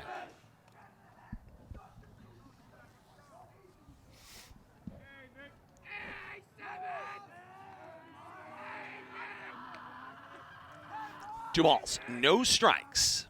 Massa thought about the 2-0, let it go by for a called strike, and the count goes to 2-1. And I like the hold there, obviously. You're looking for something a little bit juicier than that to take a cut at 2-0. 2 balls, 1 strike, 2 outs. Garcia dances away from first. Stewart checks, now goes. And he hit him. Foul ball. Oh, they say it got a piece of him, foul ball, got a piece of the bat. He's not reacting like it hit him, so yeah. Garcia Good call. went on the pitch and looked like he was going to advance to second easily. And the ball catches the bat for a foul ball. And so instead of a stolen base, it's strike 2. 2 balls, 2 strikes, 2 outs. Garcia still hanging out at first base.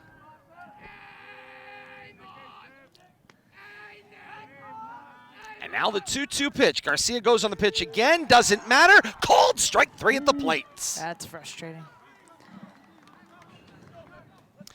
2 backward Ks in the 5th. And Stewart looks stronger than ever through 5 innings of work. Leominster has stranded 7 with still just 1 hit in the ball game. No runs, no hits, no errors, 1 stranded in the 5th.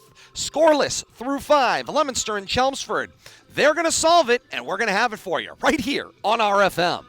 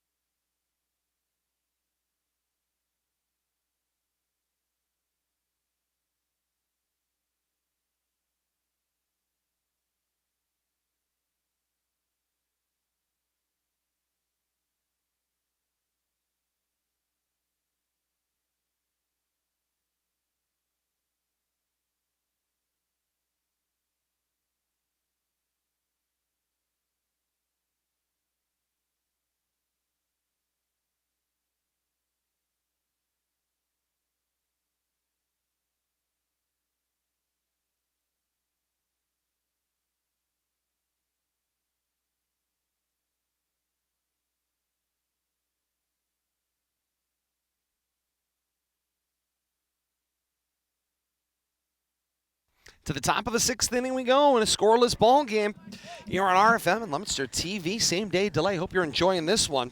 I've got a bedtime, y'all.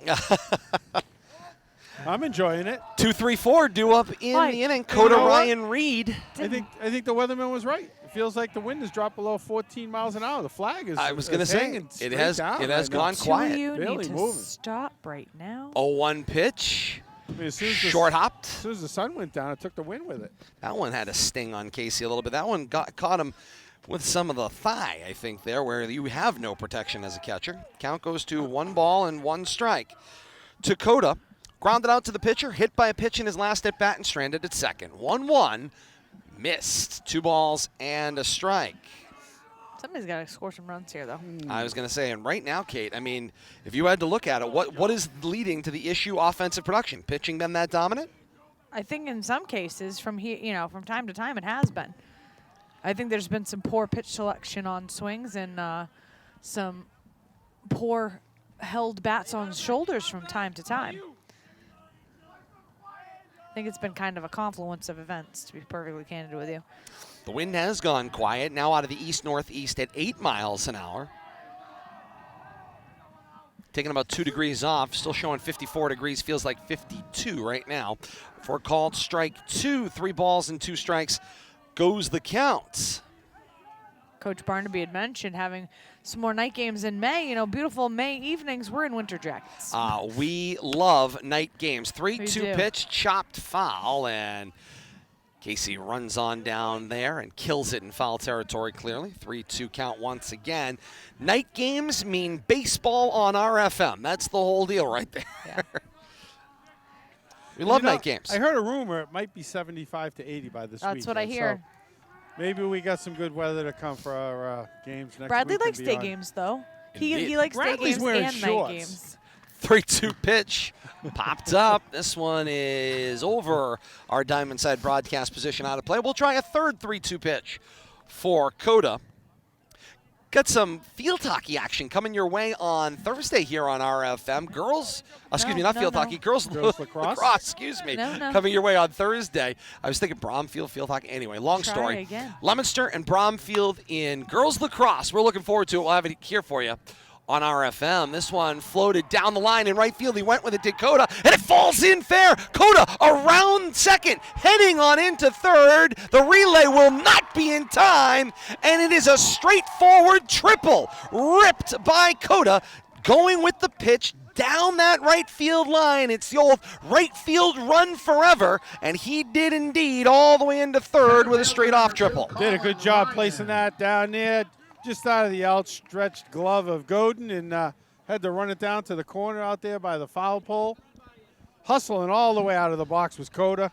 Only their second hit of the game for Chelmsford. And it is a loud one with no outs here in the top of the 6th in a scoreless game. Brings Colin Ryan to the plate. Waves at the first pitch he sees, and the count goes 0-1. Singled, stranded in the first, lined out loud to right field in his last at-bat, and a great play by Godin ended that inning. Now uppercuts this one in the infield. A lot of communication there. You take it, I'll take it, you take it. And finally, somebody takes charge or just defensively makes the catch. It was Richard who completes it. And it's a fly out to first base recorded for out number 1. Nice job by Richard there, taking charge. Savatelli kind of wandering over in his area. Calling him off, though. Savatelli getting out of his way. Nice communication in the infield right there. And that brings Colin Reed to the plate. Reed grounded out to first, struck out swinging in his last at-bat in the 4th, and sees a first pitch fastball for strike 1. Count 0-1 here in the top of the 6th inning. Baez working from the full windup as Reed slaps this one foul down the line, and nifty work by the first base coach. Fields the hot potato, sends it back to Baez. 0-2 goes the count.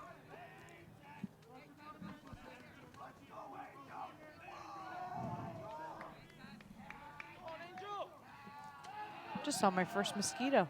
I was going to say. How is it warm enough for a mosquito?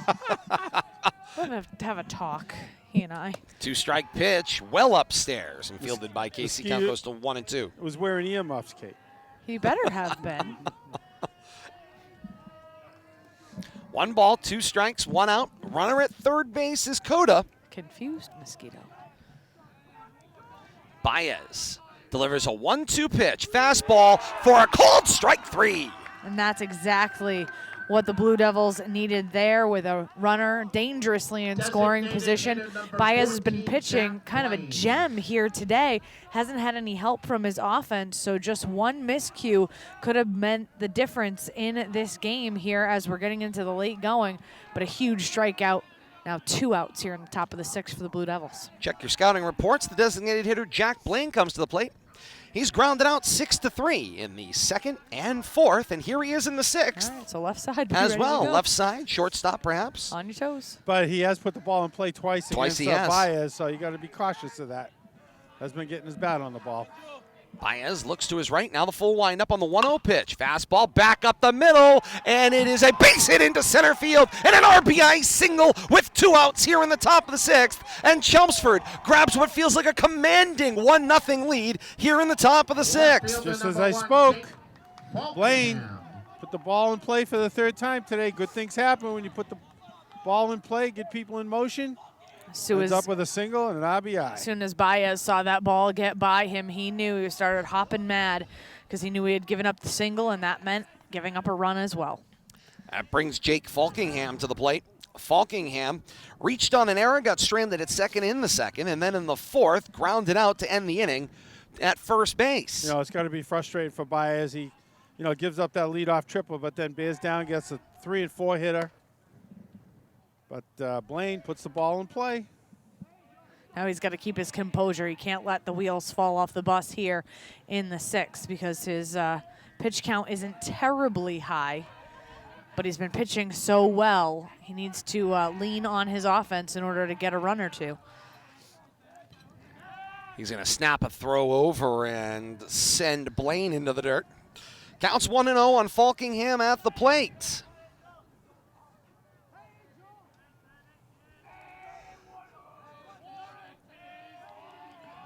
Eerily quiet around the ballpark right now as the 1-0 comes in and is too high as well, and the count goes to 2-0. Well, this has been so uncharacteristic of this Blue Devils team over the last few years. Offensive production really has not been a problem for them, and so when it does become a problem, it's as if it's feast or famine right now on offense for them, and they don't like it when it's famine. 2-0. Fastball for a strike on the outer half, and 2-1. 12 innings that we've seen, and we haven't seen him score a run yet. It's a great point, Bill We Thomas. might not be invited back, Bill Thomas. It's the direction we're heading. 2 balls and a strike. We might be sent out of here with pitchforks behind us. Breaking ball. Got the outside. 2 balls and 2 strikes.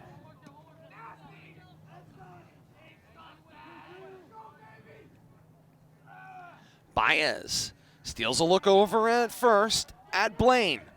He wants to put the bats in hand, but he will send Blaine diving back into first. Got to settle and concentrate here on the plate at Falkingham. 2 balls, 2 strikes, 2 outs with the runner on first and the run already in. Chelmsford with the 1-0 lead, but Baez can limit the damage. Breaking ball, popped up to left field. Going back on it and getting a beat on it and making the catch is Gosson to end the inning and the threat. But not before Chelmsford plates a run. The first such run of the ball game. 5.5 complete here at historic Doyle Field. It's 1-0 Chelmsford.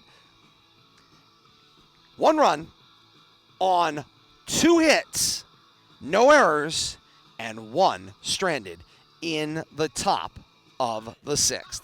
Leominster sends 5, 6, 7 to the plate when we come back in search of a run of their own. Stay with us here on RFM and Leominster TV.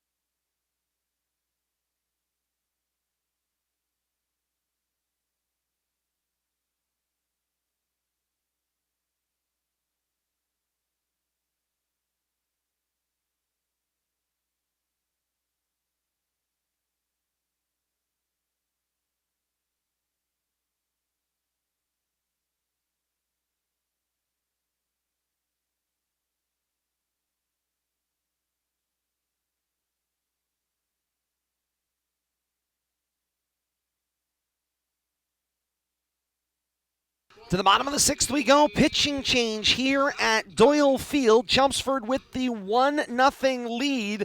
Matt Stewart completes his day for the Lions. 5 innings pitched, 1 hit allowed, didn't allow a run, 3 walks, and 8 strikeouts. The new pitcher is Cole Pelkey. Pelkey is a junior coming in relief, the right-hander. And Leominster will send 5, 6, 7 to the plate to meet Pelkey. First pitch, Tony Savatelli sees from Pelkey. He sends to the screen, and the count is 0-1. Savatelli flew out to left field, struck out swinging in his last at-bat.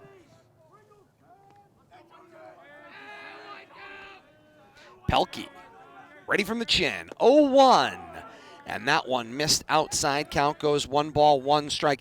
Pelkey, it looks like you can kind of see as he's rearing up, seems to really pull that ball a little bit. A lot more angle, a lot more break on the ball. 1-1.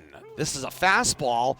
Got the outside corner for strike 2. Savatelli in a little bit of disbelief, but the ball popped the glove. 1 ball, 2 strikes here in the bottom of the 6th.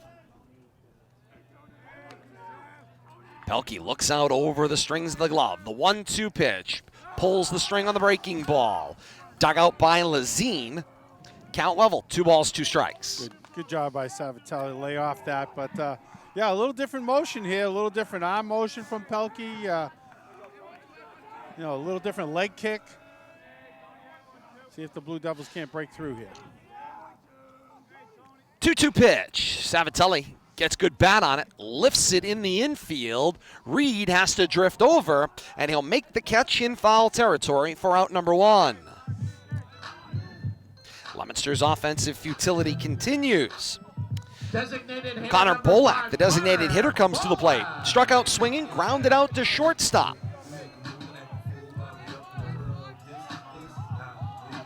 Bolak was so close to an infield single in his last at-bat.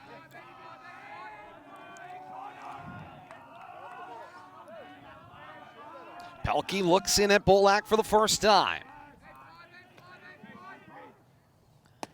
Starts him off with a fastball, misses upstairs. Count goes to 1-0.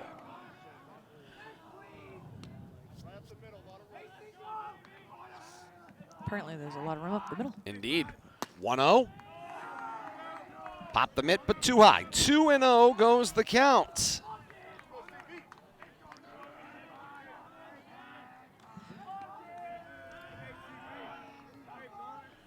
2-0, also missed.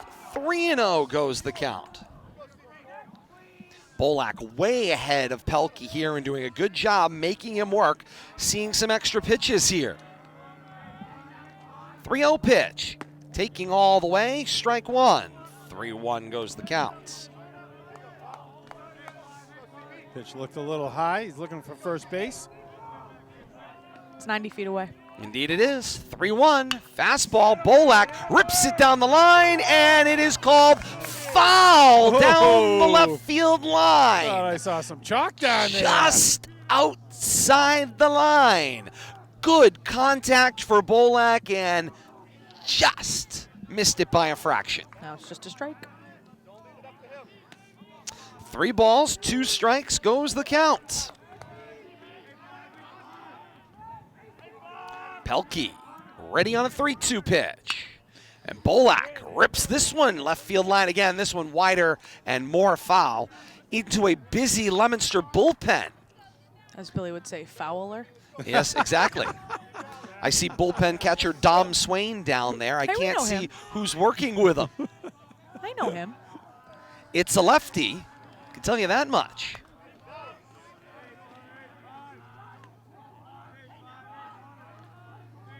Second 3-2 pitch to Bolak, and he got a piece of that one to keep his at-bat alive. Might have reached a little, but didn't leave the decision in the hands of the umpire.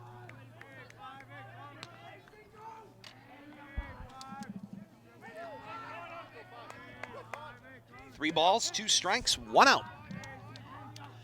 Pelkey's third 3-2 pitch, and got was Bolak nasty. to chase. That was nasty. 2 outs. 2 outs here in the bottom of the 6th inning.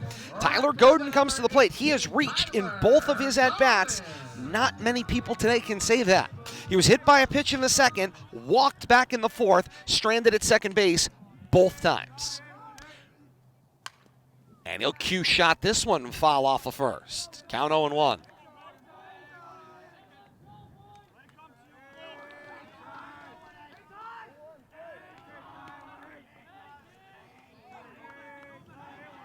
Oh, 1 pitch from Pelkey. Took something off of it and spun it in under the bat. All of a sudden, Pelkey's finding the mark. Struggled the first 3 or 4 pitches, find the plate, but he's zeroing in now. Indeed he is, and he's ready now. Here comes an 0-2 pitch. Breaking ball. Missed. Count goes to 1-2. We got more high school baseball coming to you on a Monday night. This one next Monday, that's May the 16th. We take this show on the road to Tivnan Field in Worcester. 1-2 pitch, breaking ball, cut on and missed. Kate said it last pitch, I'll add it. Nasty break on that one. 3 up and 3 down in the inning, and Pelkey makes quick work of Leominster. A fly out to first and 2 strikeouts. Through 6 here at historic Doyle Field. Chelmsford with the 1-0 lead as Leominster goes no runs on no hits, no errors, and no one reaches base in the 6th. Mentioned next Monday, coming up here on RFM, Tivnan Field in Worcester, historic. Tivnan Field is the site. We got baseball for you. Shrewsbury's Colonials topping Central Mass right now as a baseball team. Visits St. Paul, always phenomenal baseball there. So it's St. Paul and Shrewsbury. Next Monday night, May the 16th, we'll have it for you in 1-day delay, given the timing. It is a 7 o'clock first pitch at Tivnan Field. So we'll have it for you on Tuesday. We'll have that action, or perhaps we'll get a different time for you. It might be straight to YouTube. Stay with us. But we got that action for you. Shrewsbury and St. Paul baseball next Monday here on RFM. Looking forward to that one. We got a pitching change for you as we go to the top of the 7th inning, and it's Ryan Garner for Leominster. Check that. Check that. Thank you. Reese Laura looks a little like Ryan Garner. Tall, lanky lefty. Well, and the long hair, flat brim. Come on now. I'm not totally out the lunch here. No, it's not even close. Not even close. Except he's wearing a different number. Yeah. Well, there is that. It doesn't look like Ryan at all. It was a stick. What can I say? His father's going to rip He's you wearing for a blue and white uniform. Yeah. Of course he will. He attends Leominster High School and plays Attends baseball. Leominster High School. Kid pitches. Come on now. I got to tell you, go back to that job Pelkey did there in the top of the 6th. I'm looking at my scorebook, Todd. First 1, 2, 3 inning, the Blue Devils have been set down. You know, as efficient as Stewart was holding the Blue Devils off the scoreboard, he did throw a lot of pitches. You know, Blue Devils had the bases loaded, but Pelkey comes in, sets Blue Devils down 1, 2, 3. So who's actually pitching? It is Reese Laura that takes over on the mound for Leominster. I like that name, Reese. Indeed, closing the book on Baez. One of my favorite So we figured out what television personalities. I'm going to help you out with what Reese. happened with the courtesy runner, Todd. It was a straight substitution. Pinch runner. So And it's now pinch he's up runner. to bat. Indeed, Yeah. Indeed he is. It helps to sort some things out now, doesn't it? It And answered to that use the question. correct verbiage. I was going to say. So he was he just pinch runner replacement. Laura, first pitch, cut on and We both missed. heard courtesy runner. We did both hear courtesy Yeah. runner. So that was Okay. 13 Matt Hall That's Matt Hall. Yeah. in the 7 spot. Gets himself in that bat. Indeed he does. Wonder if he's been down at third base as well. No, I checked the number. It was still 16 down there at third base, Todd, I think, when they came back out for defense. So they might have made a shuffle, and Laura 1-1, starting Hall off. We'll have to see, though. It could have been 13, 16. They look the same, Yeah. right? 1-1 starting. I just went over this with the Kinda pitching like thing, and Laura- everyone told me like Laura- I was an idiot. Laura looks like Ghana. Same principle. Closing the book on Angel Baez as Coach Ed Vowles comes out of the dugout to talk to the infield, Didn't take and long. his pitcher reached Laura.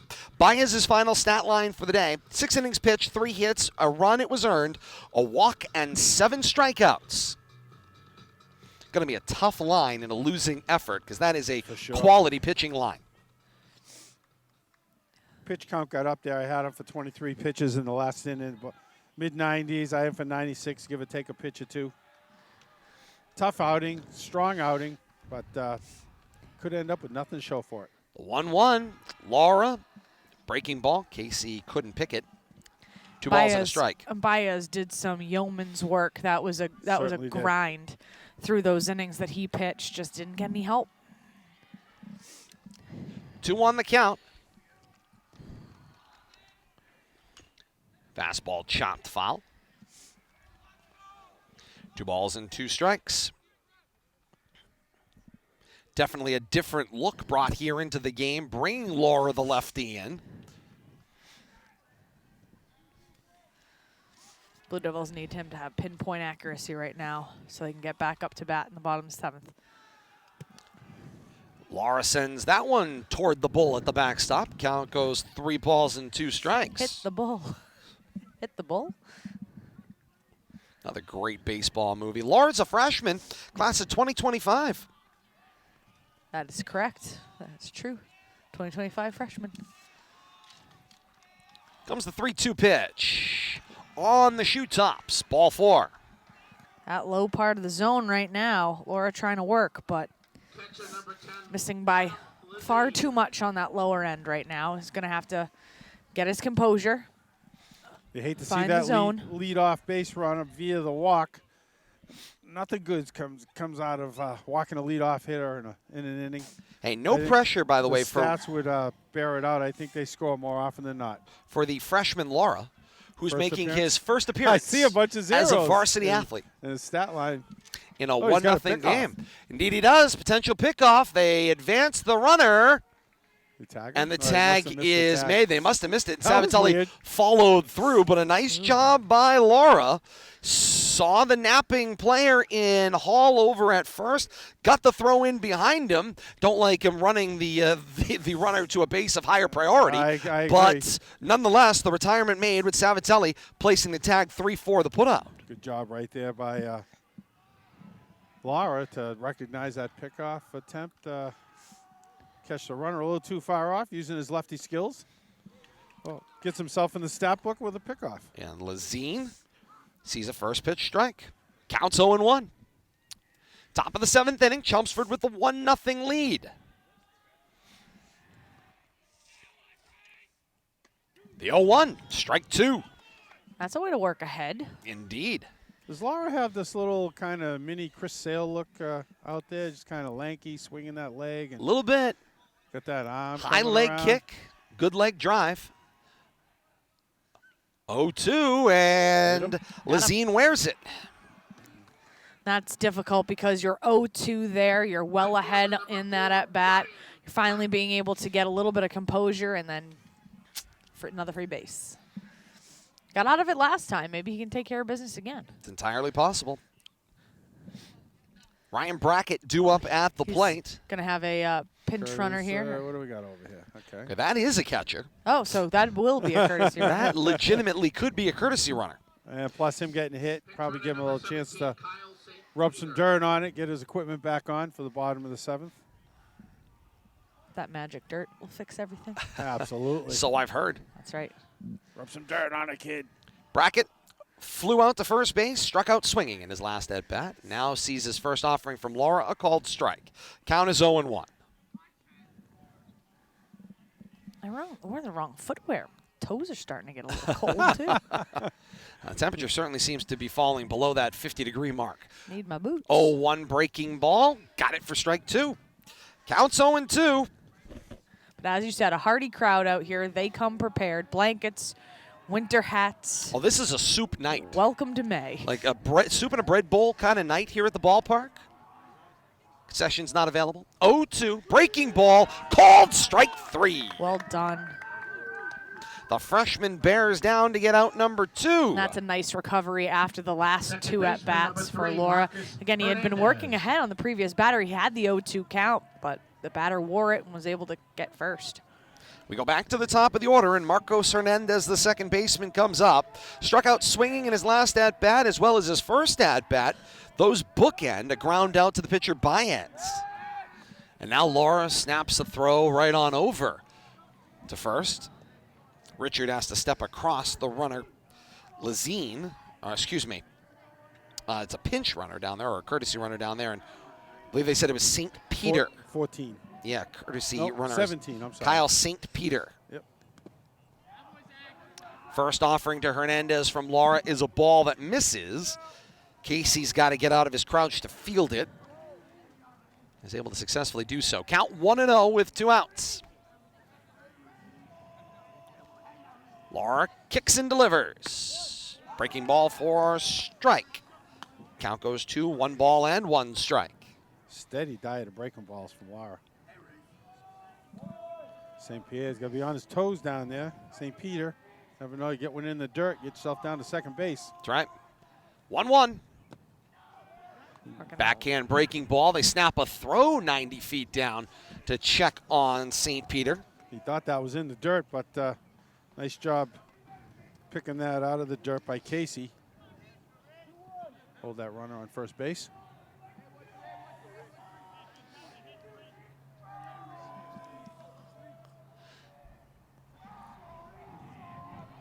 Two 1 pitch.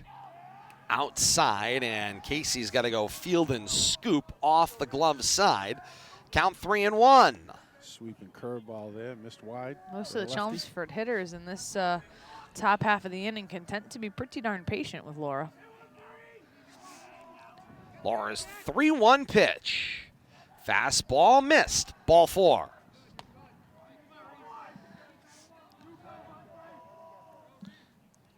Second Moves walk of the inning. St. Peter on down. It's 2 walks and a hit by pitch, 3 base runners. along with a pickoff and a backward K. It's been Trying them all out. it's been an adventurous inning for Laura. Pitching coach coming out, have a little word with him, I think. Yeah. Situate, probably more And of a Coach situation. Barnaby coming over as well, though. Indeed he is, and he's reaching. Coach Fowles going out to the mound, but Coach Barnaby going over to talk to the official, and we have Baez, I believe, re-entering. Baez is out of the dugout. Can you do that in baseball? You can re-enter in baseball? We're learning together, Kate. Softball, you're allowed to re-enter your starters. Sadly, I was going to say, we come from a different bat ball sport, but We have a coach over here. Maybe we could ask him. Stand behind the dugout. Chad Gunn is over here watching. it's a silly question. We should know the answer. I know to we this. should. It's a silly question, everybody.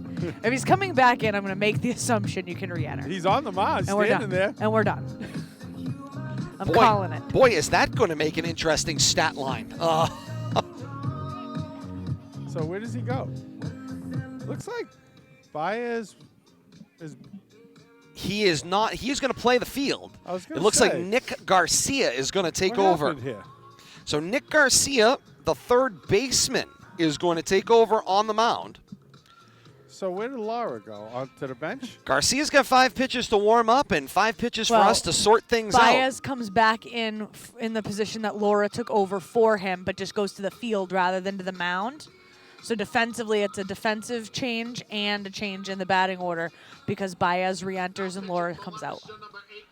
Makes Sorry about logical that. sense. I cut you off. No, you're perfectly fine. We're going to take a second, sort things out, We already got it. and we'll continue. Stay with us.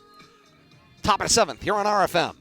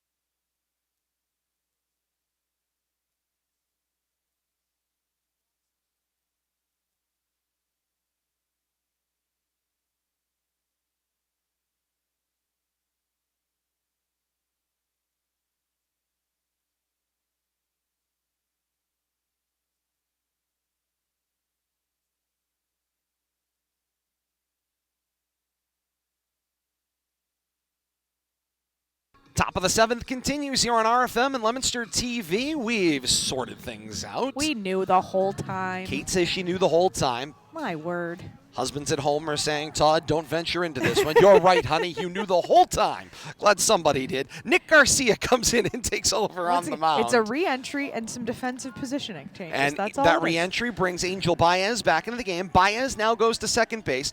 Tony Savatelli goes to third as Nick Garcia comes to the mound to take over in relief. 2 outs. Top of the 7th inning. Chelmsford with the 1-0 lead. Garcia has thrown 3 1/3 in 2 games as a pitcher. ERA right now is a flat 0. Oh, that was tricky. He got nice lucky job. on that. Nice Game of job ball. by Casey right there. Keeping that in front of him. Yeah. Absolutely. Jumped out there. Did everything perfect. And the nice part was he was able to open his body up to third base, so he would have been able to snap the throw. That leaves just enough hesitation for that runner at second to stop. Sorry, go. And you'll remember this combination in the game against Shrewsbury led to a passed ball. So certainly a situation where you want to keep an eye on things. Count is 1-0. Dakota at the plate, who was grounded out to the pitcher, got hit by a pitch and stranded at second, tripled in his last at-bat in the 6th and became the lone run scored of the ball game. The 1-0 pitch, a fastball high. Count goes to 2-0. That's just kind of a over adjustment there. Obviously that first pitch well into the dirt. Try to adjust a little bit up into the zone, then you're up. And that accounts for the 2-0 count. Stat line for the freshman Laura, 2/3 of an innings pitched. No hits, no runs, 2 walks, a strikeout, and 1 hit by pitch. 2-0 pitch, a called strike. Count goes to 2-1. Nice first appearance by Laura, though. Absolutely. Dipping his toes into the deep end. If you go to the called strike 3 to bracket the 9-hole hitter, it was a great pitch sequence that ultimately led to that freeze in strike 3. 2-1, breaking ball, missed. Count 3 balls and a strike.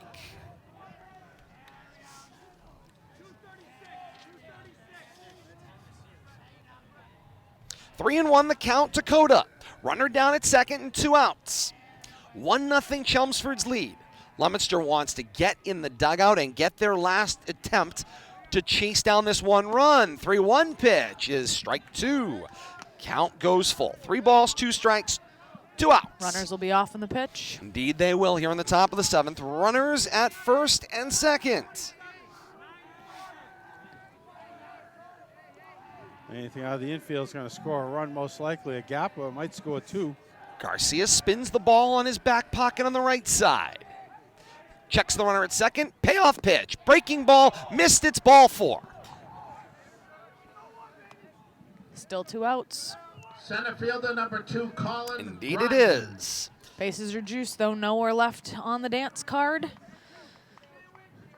Got to get an out here if you're a Blue Devil on D. And what you have here, Kate, is an opportunity to pad a lead and potentially put the game out of reach.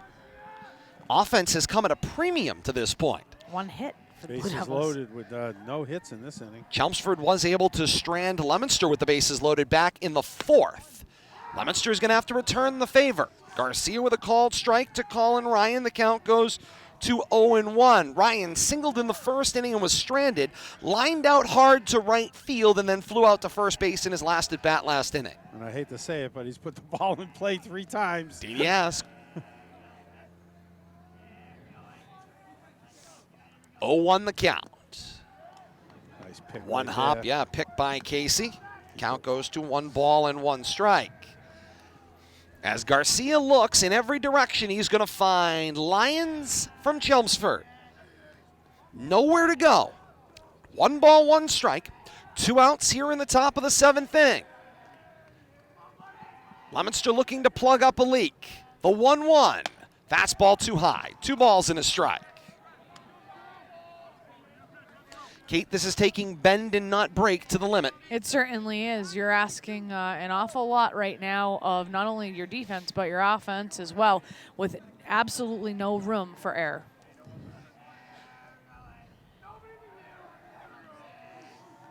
Garcia sends his 2-1 to the plate. That's a It's problem. a pop shot toward left field. On the run, misplaying it is Gossin in left. 1 run is in, there is 2, and the floodgates have opened. Around third and heading in to score is another run, 3 runs in. It's an error in left field that leads to Ryan standing on third, and 3 runs in, more importantly, on the play to clear the sacks. It's 4-0 Chelmsford. They've blown the doors off. Looked like Garcia had that all the way. Colin Just Reed. dipped under his glove at the last minute. I don't know if he lost it in the lights. Could have lost it in that light bank of lights behind the first base dugout. Fairly low, But low. tough play nonetheless at this twilight hour, and let the ball get by him. Nothing is a guarantee. Goes as an E7. You know, just as I prophetically said, he's put the ball in play 3 times. Make it 4. Put the ball in play, something will happen. Reed sees a ball 1. 1-0 pitch. Reed waves and misses. Count goes to 1 ball and 1 strike. Well, the pressure's off now. Now it's just get out of the inning and see what you can muster on offense. And right now, offense has been at a premium. Bottom of the 7th inning, Leominster's looking 8-9 top. 1-1. This one slashed foul, and the count goes to 1 ball and 2 strikes. Reed has been a strikeout victim twice and grounded out to first base in his other at-bat. Struck out looking once, swinging the other time. 1 ball, 2 strikes, 2 outs. Garcia looking to get out of the inning. 1-2 pitch. Slashed into left. It's an RBI single, and it's 5-0 Lions. Floodgates are open.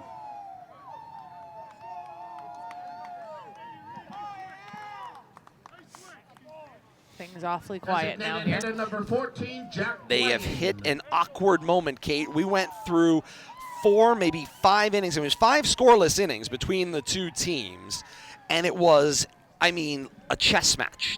Trying to move pieces, move pieces, move pieces. It was pitching, pitching, pitching. Wasn't, I mean, their defense was called on to make plays on both sides, but everyone had pretty much been equal to the task.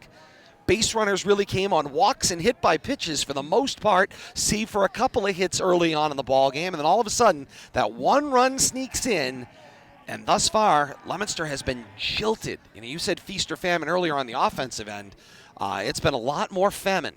They're hungry.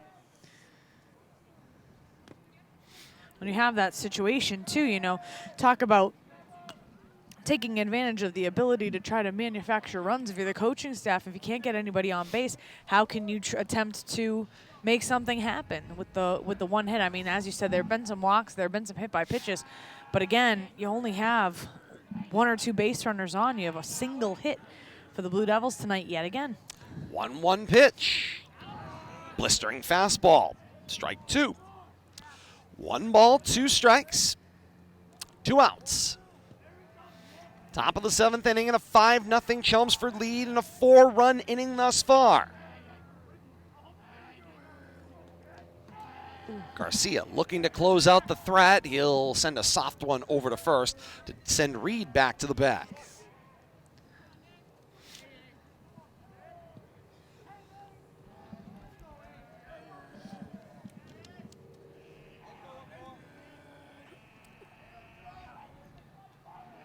Garcia's ready now.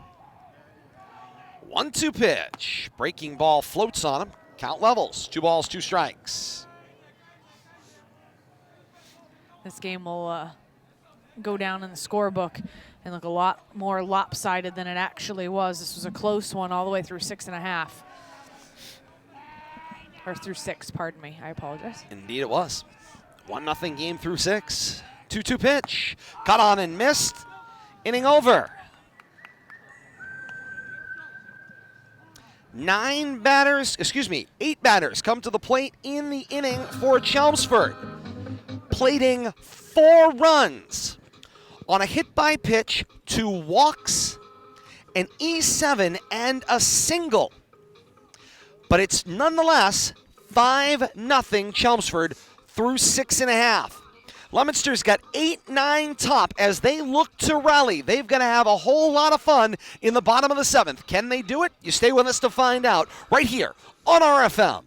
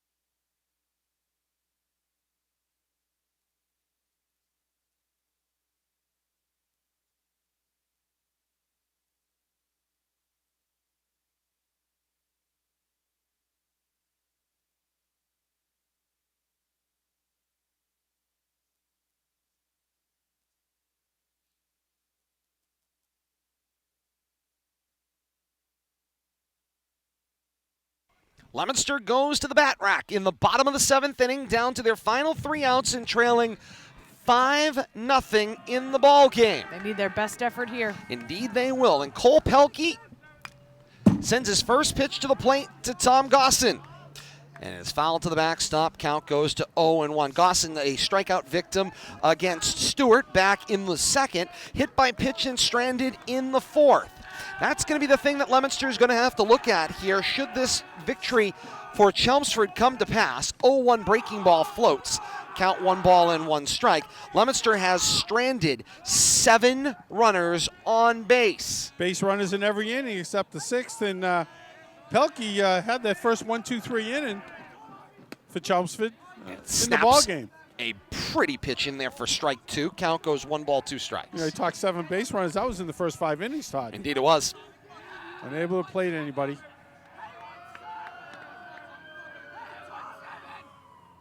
Ooh. And wearing it is Gossin. And so Gossin takes the hit by pitch, the umpteenth of the night for both teams combined. Be a stat worth checking in the post game. And Leominster's got a leadoff base runner here with nobody out in the 7th inning. And so we've got a change. Yes, we do.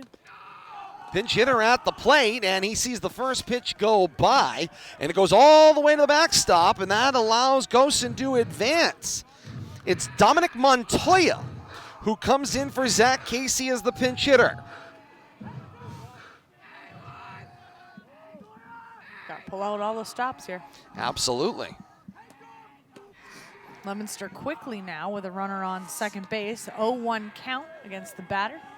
Montoya, a fresh bat, not someone who's seen the lineup. Left-handed hitter. And now Gossin down at second with a 1-0 count. And Montoya pulls this one to right field. Deep fly ball in the lights. Brackett drifts to his left. He will make the catch, send a seed into the infield. Ends up being a great sac fly. It allows Gossin to tag and advance to third. Casey getting good wood. Montoya getting good wood on the ball there. And we go back to the top of the order, and it's Brandon Arsenault. Arsenault's had a tough day today with the bat. Struck out swinging, struck out looking in his last at-bat in the middle. Reached on an error and stranded at second. And now against Pelkey, sees a first pitch ball. This is his first at-bat against Pelkey.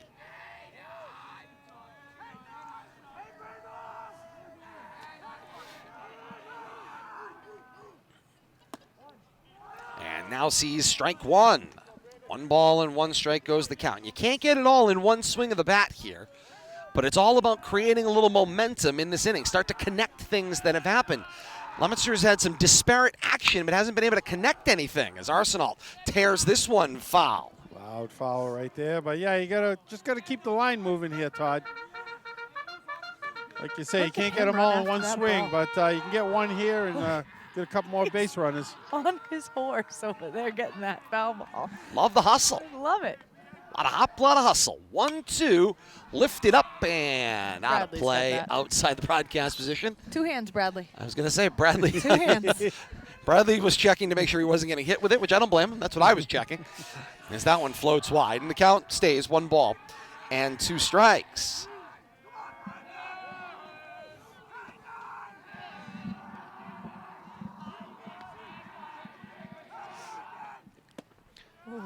And the 1-2 missed. Count goes to 2-2 to Arsenal. That felt very close. Lezine trying to steal that pitch there. Didn't held it very long, but kind of showed it to the ump. He's up by 5. It's a good note, right? That's right.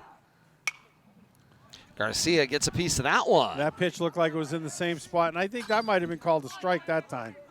You let one close one go by, you get the benefit of the doubt. Can't look at that same pitch twice. Arsenal lucks out that one runs out of real estate, and we'll try another 2-2 pitch. 2 balls, 2 strikes, 1 out. Leominster at the top of their order and chasing 5. Brandon just looking to get himself on base here. Keep the inning alive. Get Richard up to the plate. 2-2 pitch. Breaking ball, froze him. It felt like Pelkey was just living on that outside corner that entire at-bat. First baseman number 14, Jake Richard. As the result seems to be coming more and more into clarity. Jake Richard comes to the plate. Leominster down to their final out. Richard walked, got cut down at second base in his first at-bat, grounded out to the pitcher, then walked and got picked off in the 5th.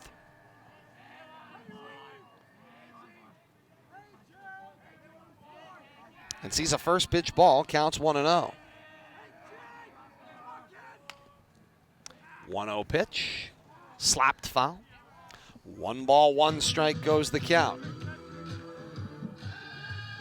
Okay, what's the building block here? Obviously, keeping it going, persevering, fighting is what Coach Barnaby is going to want to see. Certainly. Down to the final out, but what's the building block here? What do you need to at least be able to build on? I mean, like you said, you want to be able to see your student athletes continue to fight their way out of this hole, because as long as you have an out, as long as you have a strike at your disposal, then that means that you're still able to chip away. And at the very least, as sad as it sounds, potentially having a moral victory, being able to put a run on the board at this point.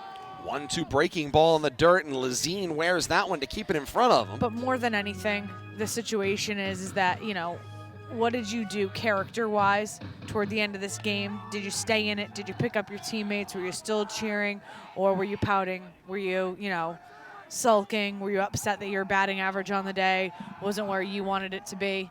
Because that tells you a lot. 2-2 pitch, swing and a miss, and the bat goes flying, and this one is in the books here at historic Doyle Field. Chelmsford, a 5-0 win over Leominster. What's next for these two teams? Well, Leominster gets to play host to one of their previous losses. They host Westboro on Wednesday, May the 11th. That's coming up at 4 o'clock here at Doyle Field. Meanwhile, on the road goes Chelmsford to Billerica, also on Wednesday. 5-0, our final score here at historic Doyle Field. Leominster's record will fall to 9-3. Chelmsford will improve to 9-3 with the win. We're going to add it all up, tie it all together, and put a bow on this one as we step aside. Stay with us here on RFM.